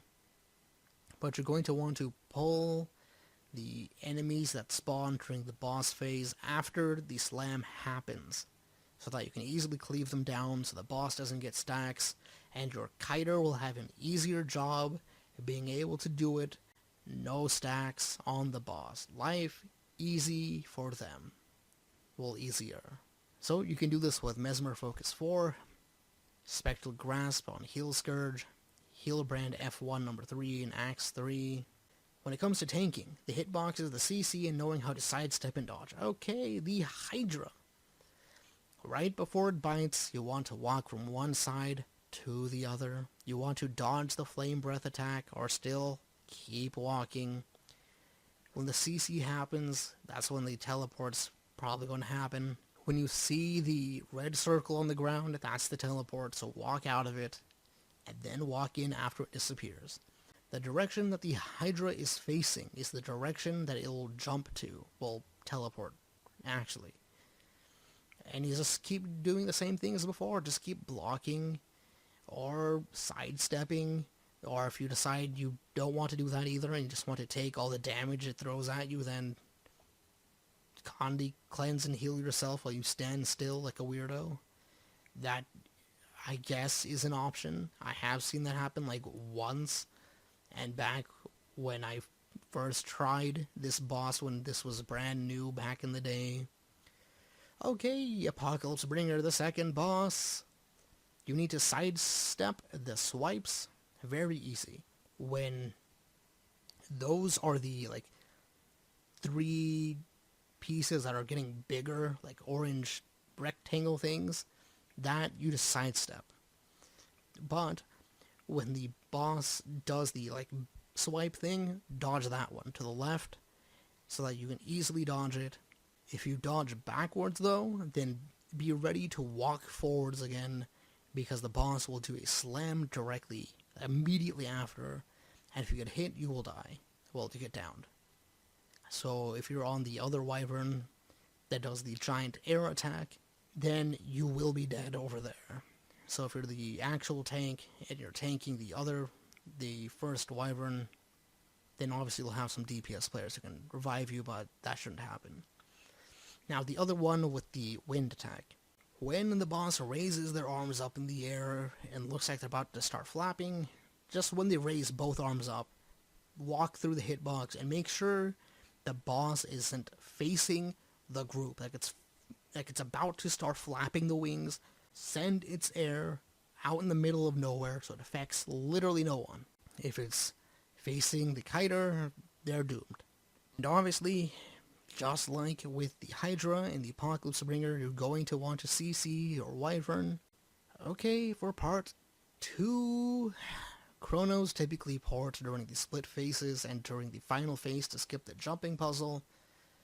Usually they only do so during a split phase you can have the Chronos do it. If you have a thief, they can do the shadow portal, which is only a 5-person limit, but they can still do it. As you can see in the first picture, the square platform is where you guys start the fight. The red circle that I marked is where you're going to place the portal, and then you go to your spot, whichever pyre. When the pyre is at 20 or 30% HP, you drop the exit, or rather the entrance to the portal. You take it, you come back, make sure the pylon's obviously dead. When you do, start hitting the boss. That's just how it goes. If we're doing one pyre, then the pyre that you see in that first picture will actually be skipped, and you'll be doing the one that's on the western side, or the left side in that picture. Now for doing the jumping puzzle skip, after you do the wyverns, after you take the blue bouncing balls, the second platform you go to, right before you get to the blue healing circle Zomros, you want to go on the right side and drop a portal. Then you go to the healing spot, and you hold on to it. You hold on to the entrance. The moment your platform stops spinning, you drop the portal, and you take it. If you drop it earlier, before it stops spinning, people will take it and they'll fall. They'll be out in the middle of nowhere, depending on how early, I guess. They'll either be in the middle of nowhere and just, like, slowly falling to their death, or they'll hit a loading screen and they'll be instantly dead. So you want to wait until the platform stops spinning and then use it. If you are bringing Mimic to skip a second time during this final part, the moment you take that portal, you go to the right, you place a portal, and if you have a second chrono, you tell them to rifle 5, double tap it to make a little portal, so that you can take it, go straight to them, and immediately continue doing boons. And the moment Qadim's like, oh, it's time for me to go to the next platform, starts this animation, place the portal, take it, and you go to right where he is. I will also show that part in the gameplay section, so you can see all of that fun. Alright, Qadim 1, here we go, getting started. I like to stay in the hitbox to make things much easier. Okay, it doesn't really make things easier for myself, but rather it makes things easier for the rest of the group, because the boss is much easier to tank there for me than it is outside. You can, if you really wanted to, stand in one place, keep Connie cleansing, whatever, it doesn't really matter.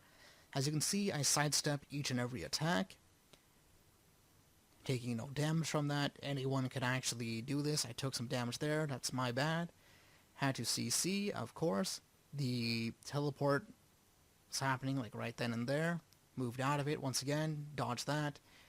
Boss is moving to the next spot.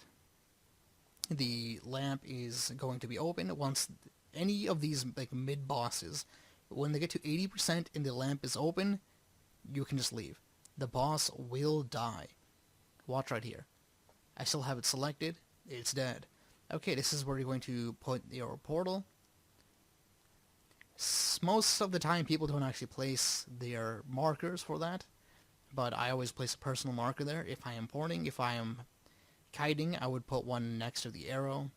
Anyway, so when this is at 20 to 30%, you want to place a portal, take it immediately.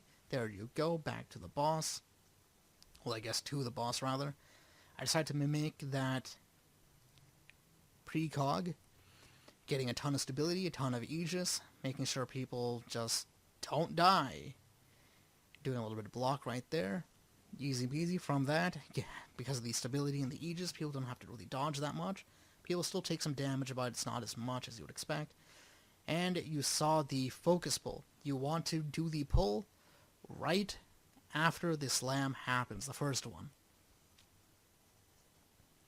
If the group damage is super low and you have to do the CC, okay, I mean, doing CC isn't that, like, bad. That's pretty normal. If the group can skip the CC, you can do the one pirate like we just did. But if the damage is low, you have to do the CC, and you have to do a second pull, then things are going to get a little rough. Anyway, here comes the second boss, the Apocalypse Bringer. Once again, you want to be deep in the hitbox. You can easily sidestep this. Super easy. I do it all the time on like boon DPS and whatnot. Even sometimes as DPS. Easy to dodge. The other attacks, like this one, again, dodge. Easy to sidestep like that. If you're a Chrono, obviously you just shatter stuff, have a bunch of stability so you can stand still. Here comes the teleport. Jump out of that. Go back in after it's done. And skipping to 33% tanking phase, we have the Wyverns. Most people don't actually know how to tank the Wyverns, so these ones are pretty easy. You can sidestep everything but, I think, like 2 attacks. So, yeah, you can sidestep that pretty easily. I usually tank the Matriarch. That's the one you want to dodge, because if that slam hits you, you are dead. You are going to get downed. And this one, easy to sidestep, but you have to be aware that you don't set yourself on fire. Or just die from it. Again, sidestep that. You want to be deep in the hitbox, like normal. You can kind of see the Matriarch in the background over there. I'm pretty sure the wind attack should be happening somewhat soon, like right now, I believe. So, if you're taking Matriarch, you're going to see the Wyvern raise up their hands, just dodge straight through, make sure the Wyvern is facing somewhere that no one is at. So usually, like, in that direction that they were already facing. And you just kind of go with it. Once they're done, it doesn't really matter which direction you tank that one. And here, at 75%, is when Zamir shows up. Or rather, if the thing's at 75% and Zamir shows up, it'll die just like the other ones at 80%. So here we go. We went to the next one, had that die. Going to the first portal spot, as you can see. Placed a portal. Someone placed some sort of trap mark thing. I don't really know. I think that was Thief. And here's me telling the other Chrono to give me a Rifle 5 port. They messed up, but oh well, that's just how things go sometimes. Okay, once this platform stops is when you want to place the exit. Like right now. Here we go, taking that. Immediately going, placing that, coming back. I was really hoping on that Rifle 5 port. They didn't do it, so I had to wait. Jump, going over. Obviously my group is missing some boons, but that's just how it is. Okay, proceeding as normal.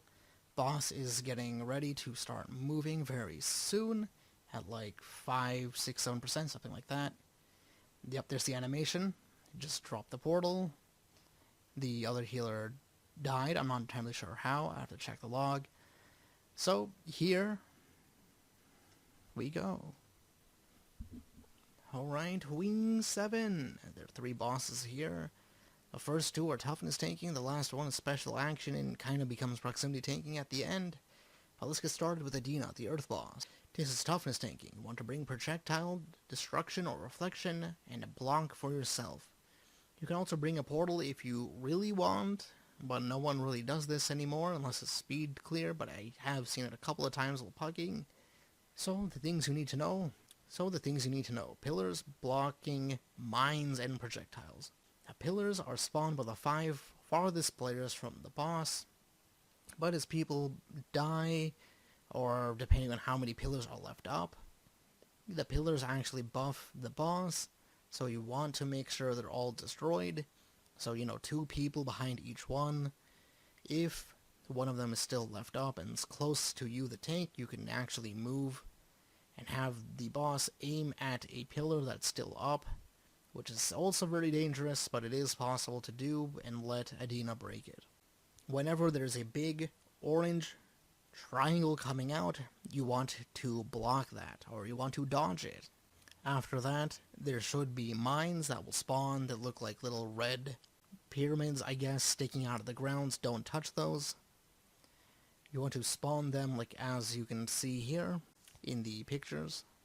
The red and blue cones in the first image are where you want to aim the triangle attack. It's also where you want the mines to spawn. When it spawns on the blue side, you would go to the red side. If it spawns on the red side, you go to the blue. And then when it spawns on both sides, you just go to your pillar and you go to the side where the mines first spawn and wait for them to despawn before you start tanking there. When you get to the phase of 75, 50, and 25%, don't be close to the mines because they will explode and they'll probably kill you, and they will put a lot of bleeding stacks on you. So you might down to that, so you might want to Condi cleanse yourself during that. Obviously don't walk on the mines either because they'll kill you. During the 75, 50, and 25% splits, you want to ideally bring some projectile destruction or reflection to use on the hands. Use it on top of your group, or if you know how to, you can place it right in front of the hand that throws projectiles. If you don't have anything to deal with the reflection, if you don't have anything to deal with the projectiles, like you don't have a herald who is bringing Ventari bubble, or someone else bringing some sort of destruction or reflection, then bring stability so you can deal with getting hit and obviously heal people through it. If you're doing the CM of this, obviously don't fall in the holes, don't fall in the sand, or you instantly die. That's your main thing. So if you're doing CM, you will have to bring a projectile reflection or destruction, because if you don't have anyone doing it, you're going to wipe. That's just how it is. Okay, here's Adina getting started. I have Mimic, and I have my feedback. During CM, there's going to be holes in the ground. If you fall inside, you instantly die, just like if you touch the sand. Okay, whenever this attack happens, you want to block it, you want to dodge it, whatever. You also want to point it away from people, so they don't get hit. Obviously, keep healing people.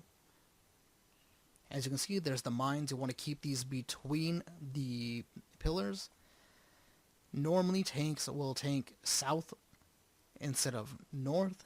Makes life much easier because you have more space. Here comes the split phase. Again, you don't want to fall in. You don't want to touch the not really flame wall. You can technically jump it, but I highly recommend that you don't do this unless you're an expert in doing this. So, once again, you can heal people here. Here comes a feedback. Using it right there actually prevents the stuff from hitting the group. You could place it on the group, obviously. It doesn't really matter, as long as people don't get hit. If there's no one doing projectile reflection or destruction, you can just give stability and then heal people after they get hit by the projectiles. So, someone here messed up and got 2 people killed, and I took the debuff, where I can't actually deal any damage to the boss, but oh well, I'm just a healer, doesn't really matter. Going back to the boss. Now, you don't want to stand on top of the mines because they'll deal a ton of damage. Again, you want to block those attacks, the giant triangle. If you don't block it, you're actually going to get flung. Okay. Here's me telling the DPS hard, so we can get to the phase, split phase. This is a way to greet a little bit of DPS, is actually standing out a little bit until the very end of that, and just trying to hit it. So the first set of mines disappeared, so I went to that original spot. Doesn't really matter here, because we got to the split phase. Going to do this like normal. You don't want to be in the center where the boss is at, because when that is over, you can see right there, that thing happens, and if you're standing there, you instantly die. Okay, if you're on a chrono here, if you get like 1 or 2 clones up, you can easily CS, do a feedback. And here's someone else who did a feedback, and I'm going to continue here, do a mimic and a feedback on the group 1s. And then I'm saving the second one for when that hand dies. I can place another one for the group. There it is, and that's just that. Keep repeating that for the rest of the fight. Okay, Sabir. Sabir's the air boss. This technically does have tanking. It really doesn't mean much of anything, if I'm going to be honest, because everyone's stacked in one place anyway, and you go to a safe spot every time, but it does have tanking. So, this one's pretty easy. You want to bring some projectile reflection, destruction, CC, maybe some stability if you really want to, if you are lacking in the reflection and CC. If you're lacking in the reflection and destruction, as a tank, just stack with the group. That's kind of it. Heal them, do CC, give some stab if projectile stuff is not being done. The things you got to know for this fight is special action key, CC, projectiles, and sometimes portals if you really want. It happens occasionally in pugs. Okay, it's pretty rare in pugs, I'm going to be honest. But I have been seeing it slowly grow over time. Special action key is the same for everyone. It's a movement skill. You use it to also do CC. If you're in one of the, quote, free-for-all CCs, then just use it whenever. At the end of that CC, if you still have the special action key, and you see the boss going to do the shockwave, you can actually stand back a little bit, maybe a couple of meters, or even at the edge, so you have more time, and you can use your special action key to blink over the shockwave. If you are on a chrono, you can memorize the timing or the sound of the attack and distort the last second, so you save your special action key, which is something verts often do, and sometimes mirages, in order to do higher damage, because there's actually a buff that comes from the special action key when you have it. Projectile reflection and destruction is a must, because the common strat these days is to leave the wisps on the sides alive. Back in the day, that wasn't the thing. You would have someone like a banner warrior go, kill it, come back. So you want to keep reflection, destruction on the group when the wisps are up, so you don't have to have everyone die. If the Dhuum for the thing goes down, give some stability, just keep healing, stun breaking, whatever. Now, there are portals for this boss. Portals are an advanced thing here. At the start of the fight, when the first CC happens, you want to go down, drop off of the main platform, and you go to the platform that's going to be right before the boss. The one that you jump up and then you're on the boss platform, that one. You want to place a portal right there. And then you hold on to the portal. You hold on to it until you guys are done at 80% and you're going through the jumping parts, killing a wisp. At the final wisp, right before the platform with the moving tornadoes, you're going to place that portal right there. You take it, you're going to be at that platform right before you go to the boss platform, kill that wisp, go up, and then at the next CC you do the same thing. You go down, instead of being at that same platform, you go down one lower. So you place it right next to the tornado, or right on the tornado that sends you people up on the long rectangular platform with the moving tornadoes. And again, when you're at the platform right before that platform, the one with the moving tornadoes, you're going to place the entrance again. You take it. You can mimic this one again if you want, and you'll be there. So you jump up, kill the wisp, you jump up again to the boss platform. If you don't have Mimic up, or if you decided not to port there, whenever the Dhuum attack happens, you can actually place a portal in a safe spot, go to your Dhuum, place the portal there, and have everyone take the portal so everyone has special action key, assuming that they actually have it, so they can get that little bit of DPS boost, and that they have a little bit higher DPS uptime. Alright, Sabir, here we go. It's super easy fight, nothing much to see if I'm going to be honest. You're just kind of keeping people stacked in the same place. It doesn't really matter if the boss is hitting the group when you're stacked or not. Anyway, I go to do my portal very soon.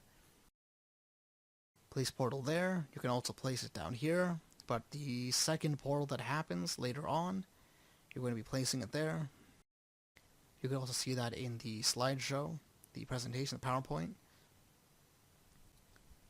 So when we get to the split phase, you're going to see me mimic the portal in order to use it the second time on the next CC.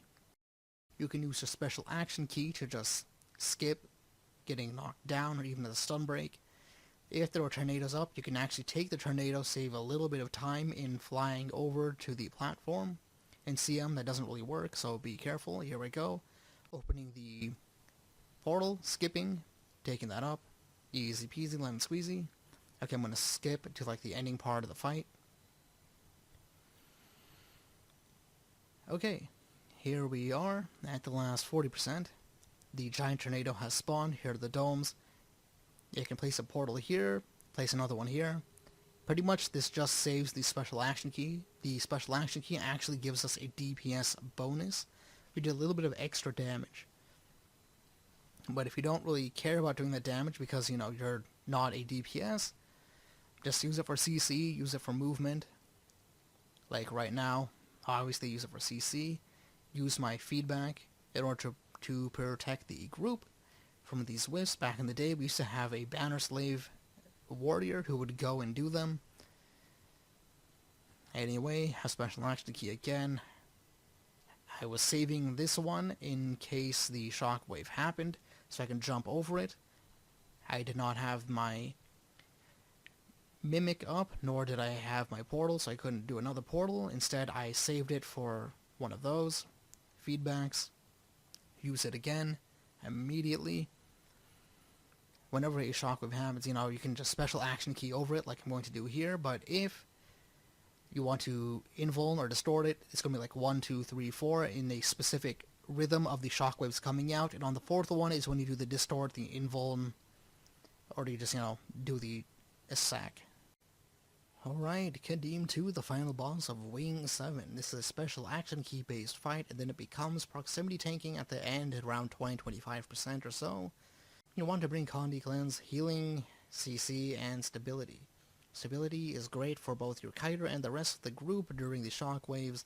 After the pylons get destroyed, after each one gets destroyed, you want to give stability, otherwise people have to dodge. The main thing you need to know is going to be the carpets, the roads, stability, the CC, and the tanking spots. Taking a look at the images on the right side, you're going to see the two long purple things. Those are the carpets. And as you can see, we have Qeaters, which are, looks like 2 verts and a Scourge in the top right picture. They're all on the left sides of their circles. We place those carpets the way that they are, the spots there, to avoid the Qeaters getting hit by the auto attacks from Qadim.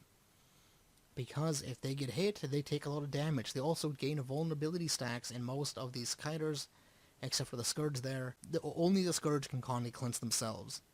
So that's a big problem, and you don't want them to get hit, and you obviously don't want to place a road on top of them. Also, you don't want to place the road on the orb pickup. As you can see here, the person that was tanking messed up a little bit and moved, causing the carpet to overlap on the orb. This was technically fine, because the Scourge still has enough space to get in, grab their orb, and get out.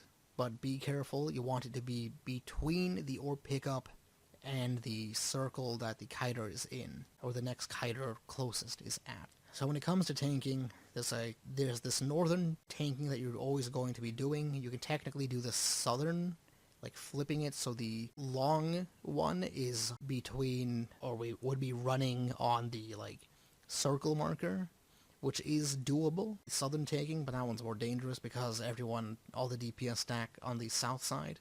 But when it comes to actually tanking the attacks, the things you have to know: when the auto attacks happen, the little barrage, you can either Condi cleanse it, you can block it, or you can dodge it. If you're on something like a Firebrand or a Ham, just dodge backwards. Just dodge backwards. When the next barrage starts, dodge forwards. The carpet should spawn. The moment it starts to show the orange rectangle for that, move out of it. Go to the next spot, repeat. If you're on a chrono or something, just distort, Condi cleanse yourself while standing still, whatever. You'll be fine. Still, as a healer, you want to give boons to your group, so when you're doing this, make sure you're close enough to give them the boons, otherwise you are slacking in your healing department and your booning part. Fire orbs happen at 80 and 60%. There are different ways of doing the drops. Most of the time, as you can see in the second picture, you drop it on like the left side of your starting pylon, and then on the right side. There are some more advanced ways of doing this, like you can see in the final picture, where there's a star marker where the top group and the northern pylon and the southwestern pylon for their second drops will go on to the star. That's another way of doing it. Another way of doing it can be where you see the arrow. It would actually be closer to the big line, the outside line, and you could have the southwestern group split in half, so it's two people on two sides. They drop on the square where the new arrow location would be, and then the second one, they drop forward, so it's closer to the boss and overlapping, and that's another way of doing it. Okay, so a couple other things you need are stability and CC. You have to CC your pylon, you'll have to CC the boss. Bringing stability. Every time a pylon gets destroyed, you have to CC the group so they don't get knocked back by the big shockwave. These days, it is becoming a little more popular that people will run into the fire of the pylon that got destroyed to keep doing damage. So if you're a healer and you see someone do that, throw some healing their way to keep them alive. Most of the time, the people who do that are on a class like a Vert, where they can distort and keep themselves alive pretty safely for a second, or they're on like a Guardian using Litany of Wrath, something like that. That'll work out for them.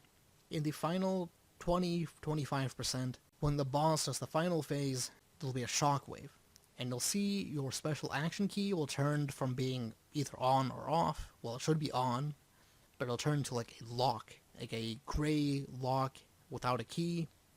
That's it. Everyone technically has special action key turned on. If you're not standing in the circle when it expands and does the shockwave, you want to be the first person entered so that you will be the tank. If you're standing in it, you can dodge it, or you can stability it. You will see in the gameplay video, because it's been quite some time since I've actually tanked. I've been kiting here most of the time. I kind of forgot about that for a moment, and it ended up not becoming the tank for that final bit. It wasn't that big of a deal, but sometimes it can be a big deal, so you won't want to mess that one up. Alright, Qadim number 2. Starting off CC, giving my kiter some stability. You can also give yourself some stability here, and not dodge that, but I do that anyway. You want to face the boss towards the star marker. That way the road doesn't actually hit the orb pickup, and right there, as you can see, the vulnerability attack hits me, doesn't actually hit my kiter, so they're completely and utterly safe. But you always have to remember, when you're tanking in that first spot, you're always responsible for your northern kiter, but when you're in this spot, you're responsible for both your northern kiter and your eastern kiter. So if you see them taking damage, go heal them. When the road is gone, you have to wait for that to happen, where it like disappears fully, completely, because it actually lingers for a little bit. Again, giving stab to my guy, going back in, dodge that. And I'm going to skip ahead a little bit, but here we are, still continuing. You can see me taking all that damage. So one of the other options here is that you could dodge the orb attack. You can dodge inwards, you can dodge outwards. You dodge once to avoid the first bit, and then you dodge again to avoid the next one. You will take a bunch of vulnerability stacks still, but you need to Conti cleanse yourself. Okay, so as you can see here, someone missed an orb. The kiters are down. I wasn't actually originally sure if that was the kiter who was down, but going to the orb drop spots. As you can see, the people who are downed are still not getting up for that. I go to res my kiter. They're going to be safe. They are now safe. I'm going to give them my stuff again, give them stab, run out of utility, whatever. Continue on with the fight. Okay, skipping a little bit though. Here is the pylon getting destroyed. There are two people going in to greed damage. If they're melee, they can go do that if they want. But just be aware, if they can't heal themselves or prevent damage to themselves, they'll probably die. So sometimes you'll see in speed clear groups, and even now sometimes in pug groups, the healers will also run in there with them, and they're going to try and heal them, make sure they survive. And here is the arrow jumping bit. Jump that. It's hard to jump when you're right up against the boss, so I recommend going out a little bit like I did. Here's the next pylon getting destroyed. Obviously it gives stability to people so they don't have to dodge, but as you saw there, it's just healing people. And here at the very end, you want to be the first person into this one at 20-25%, otherwise someone else gets the fixate and becomes tank. I made a mistake there because it's been a while. I've only been kiting here for like a couple of months, so that's my bad.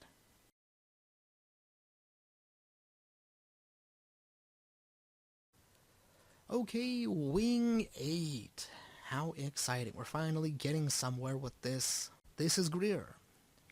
People don't often tank Greer in normal mode, but it's done pretty much all the time in CM. This is a proximity and line of sight based fight. The person who is closest and within line of sight will be the tank.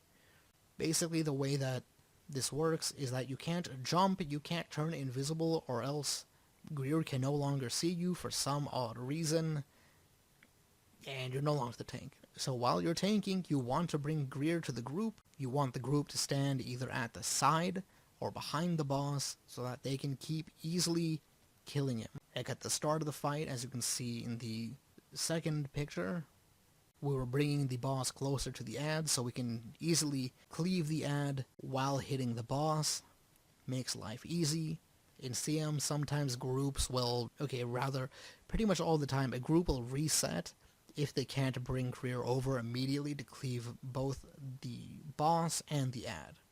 So pretty much the whole goal of tanking Greer is just keeping him next to where the group is going to be to cleave him and an ad.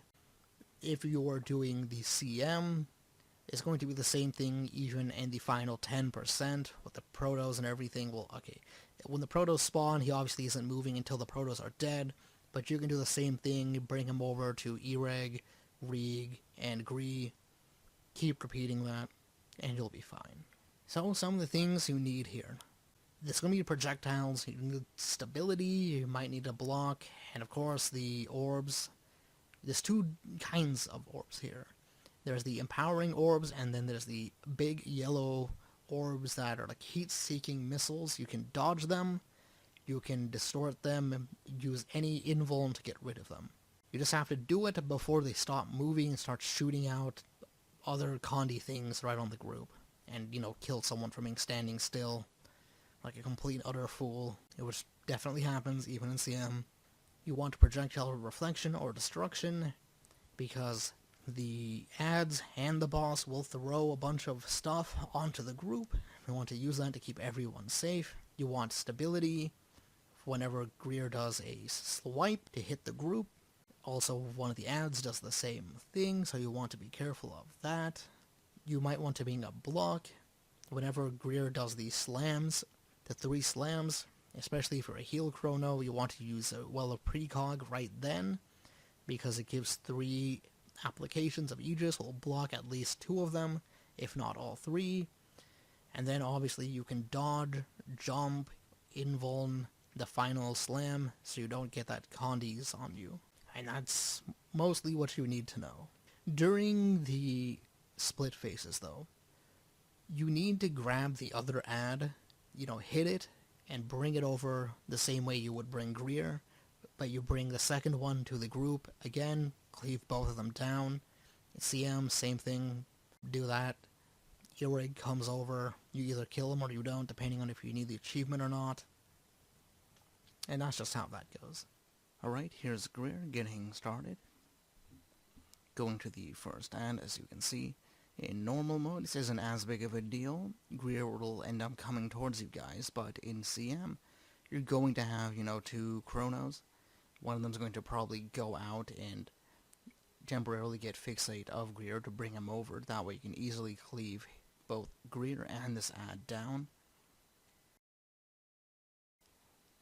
Or if you're actually trying to properly tank this, you're going to do same thing as the chrono would do in CM. Go over, hit the boss, and bring him over real quick. You want to bait that 3-pronged triangle boon corrupt away from the group, if possible, or as you just saw right there, you can bait it towards the group as long as people are willing and able to dodge through it and not get themselves boon corrupted. Now, unfortunately, this was a pug run, and even though I said I was going to tank, and I told the people, because some of them were in a voice chat telling them, okay, I need you to jump in one hot so I can regain fixate. That didn't really happen, so this is going to be a little scuffed. But, as you can see, this is kind of how it works, even with everyone being stacked, which is going to be the same way during Ura, actually. But, nothing to worry about. As you can see there, we have the Boon DPS Chrono applying some of the feedback projectile reflections against the empowering orbs. That way the boss doesn't get buffed. And obviously during these slams, if you're a chrono, you would actually use your precog. That way your Aegis and stability will help out there in keeping people up.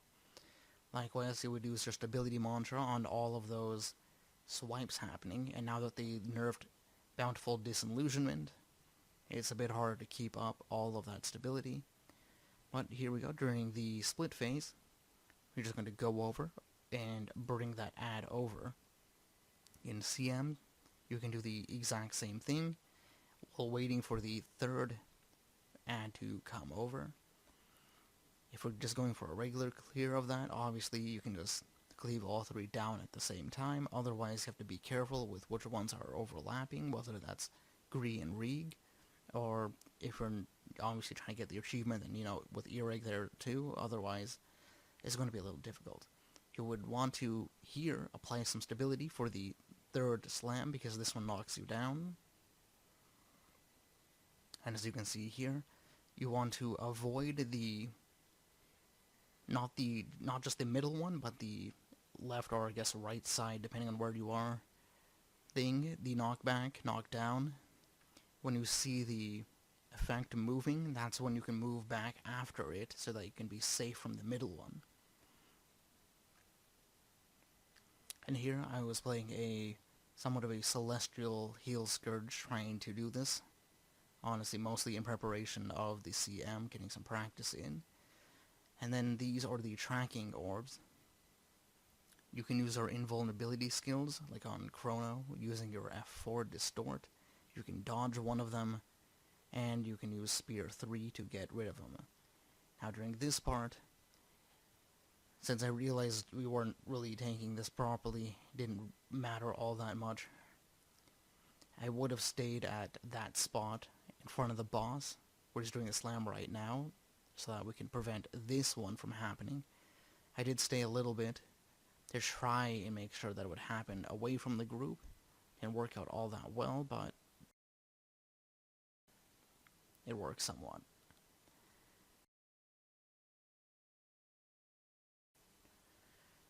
Okay, so here we are back in the somewhat of like the original position that we started the fight. As you can see, sometimes it can be a little bit of a problem with the boss and the ad being right there, both of them doing attacks. I have to use stability or to dodge, and obviously right now, as you can see with the CC, this is one of the things that pug groups tend to die, is because they are super slow on CC.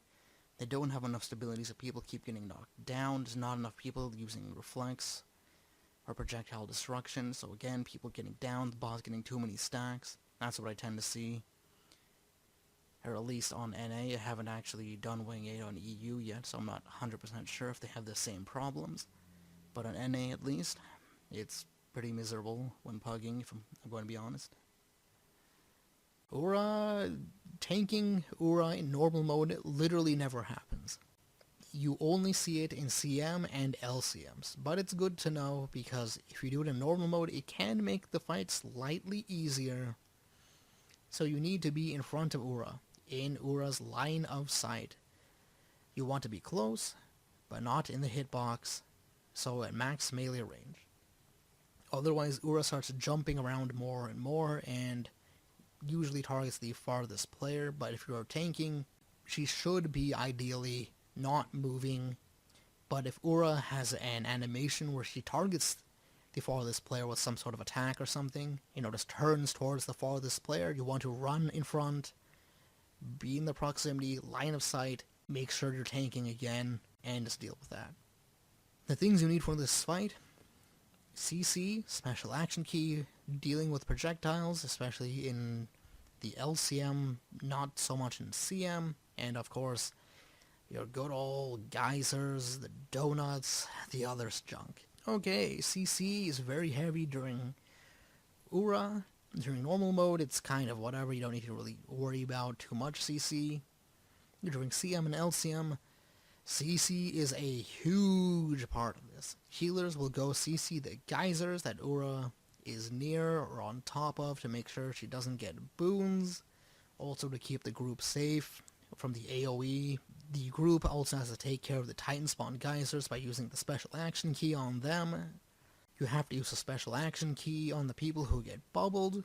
If you guys are dropping a geyser on the group, then be ready to use special action key on that after its health bar appears. And you want to obviously get ready to start pushing some healing. If you decide you want to keep the donut on the group like in normal mode, it might be a case of having a third healer, but you will also have to have a projectile reflection or destruction that you drop on the group. Stability is also pretty useful here, because anyone who's stuck in the donut needs stability in order to get out. If you are running a chrono, you can use your rifle 5 to get them out of the donut. If you are in the CM, you need to know about getting the geysers. It's pretty much always going to be chronos for CM and LCM. Where you'll take a rifle and a spear, where you use your spear 4 to get close to the geyser, using spear 2 then 5, along with like your CC well, or using your F3 or MOA to break it, and then immediately using your special action key to destroy it once the CC bar is completely gone.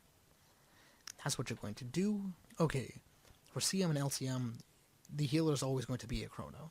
You're taking a rifle and a spear. When you go up to the geyser, you don't have to be in the AoE itself. You can immediately drop your CC well, you can MOA it, you can use your rifle 4, and that should break it. Once the bar is broken, go in, use special action key to destroy the geyser, you can either pick up your special action key again, the crystal, immediately, or you can wait and go, again, to the edge of the next geyser, MOA it, whatever, from afar. But if you want to pick it up immediately, then get ready to run into that geyser. Use your rifle 4, your F3, or spear 2 plus 5 to get the CC off, kill it fast. Use special action key again so it dies, and let the next person grab it afterwards from the range team. Alright, here is Ura. When it comes to doing tanking here, it's usually a DPS or something, or one of the melee group teams. If you're doing this on CM or LCM, you're going to notice when you use the Hashka or marker pack. When you use Hashka's marker pack, you're going to see that right here there's a fox symbol, or number 11 if you're using those. You, generally speaking, try to keep the boss somewhere around there. Makes life much easier for CM and LCM. When it comes to tanking, you are, obviously trying to stay proximity and line of sight, same thing as Greer. But as you can see, this is a pug run on normal mode, so it's a little bit difficult to try and get that properly, but as long as we all stack and continuously bait the boss around, we can keep the boss from going into the geysers and thus getting boons. Same thing can be applied to CM, although you usually have someone who is actually dedicated to being the line of sight tank, so it's mostly their responsibility instead of like here in normal mode where we have everyone stack on the tag usually to try and bait the boss in a specific location. And as you can tell, the tank doesn't actually need to be a healer. It can be a DPS, it can be a boon DPS, it doesn't really matter as long as the job gets done. And that's kind of all you need to know for tanking on Ura. Alright, I'm going to give you a very quick summary of the things for every single boss. For Vale Guardian, don't stand in the teleport, heal through the greens, CC the boss, keep the boss out of the lit up areas, and keep the seekers off the group if possible. Gorseval, use stability for the slams, CC the boss, Condi cleanse during the CC, during the split phase, immobilize the big ads. Keep construct, give stability for jumps, keep the boss next to the lit up statue, CC the boss, heal and condition cleanse the people in the donut, and then during the orb part, push or pull the orb into the rift. Xera, CC the boss, keep the boss away from the orbs, use special action key on the group, keep the boss out of the purple half, and clear shards. Mursaat Overseer, keep the boss on a tile that has no spikes, claim the orange tiles in the center of the arena. If they get claimed, claim them again, and just keep healing. Samarog, be the first person in, be the farthest after each CC finishes. You can CC yourself, you can heal yourself during that by doing it right before the animation happens. Give stability for the slams and swipes, have push or pull or an immobilization for the split phase. Deimos, until 70% take in the center, you want to block mine crash, dodge slams. After 60%, keep the boss out of the center and don't step in the oils, also pick up the tears.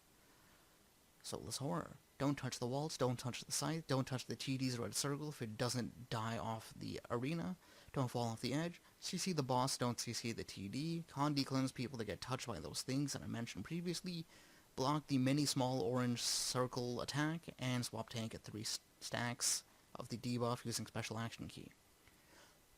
Broken King, stand in the greens but don't get more than 3 stacks, heal people, keep the main attacks away from the group, don't stand on the crack, and of course, keep healing people and not doing a ton of damage so you don't all miss greens and die. Eater, stand on the glowing tile, have 5 orbs thrown onto it, CC the boss, give stability for skipped greens or just jump dodge those things, cleanse the people that are caught in the puke, and just repeat that. Dhuum, do your greens on your second spot, you're always going to be next to your green, so go do that. Condi cleanse during the greater death mark, don't get hit by the small death mark, and don't steal the tormented dead from the kiter. Twin Largos, Condi cleanse for the dash, stability for the big circles, and for the shockwave. Aegis for the bubbles and boon steal. You can also kite the boon steal, so be far away when that happens. Reflection or destruction for projectiles during CC, continue to CC the boss. For Nakara, keep the boss near the edge at all times. For Canute, just go wherever there's no tornadoes. Qadim 1, sidestep the attacks, CC the boss, don't get teleported, place the portals if you're doing it, and keep people from dying to the slam. Adina, reflect and destroy projectiles, but don't put the mines on the group.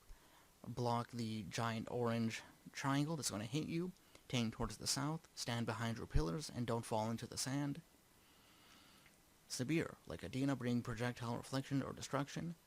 Get over the shockwave, do your portals if you're doing it, go to the domes, CC the boss, Gives stability if you're lacking in projectile reflection or destruction. Don't stack during the spread out mechanic, and don't go in the orange tornado.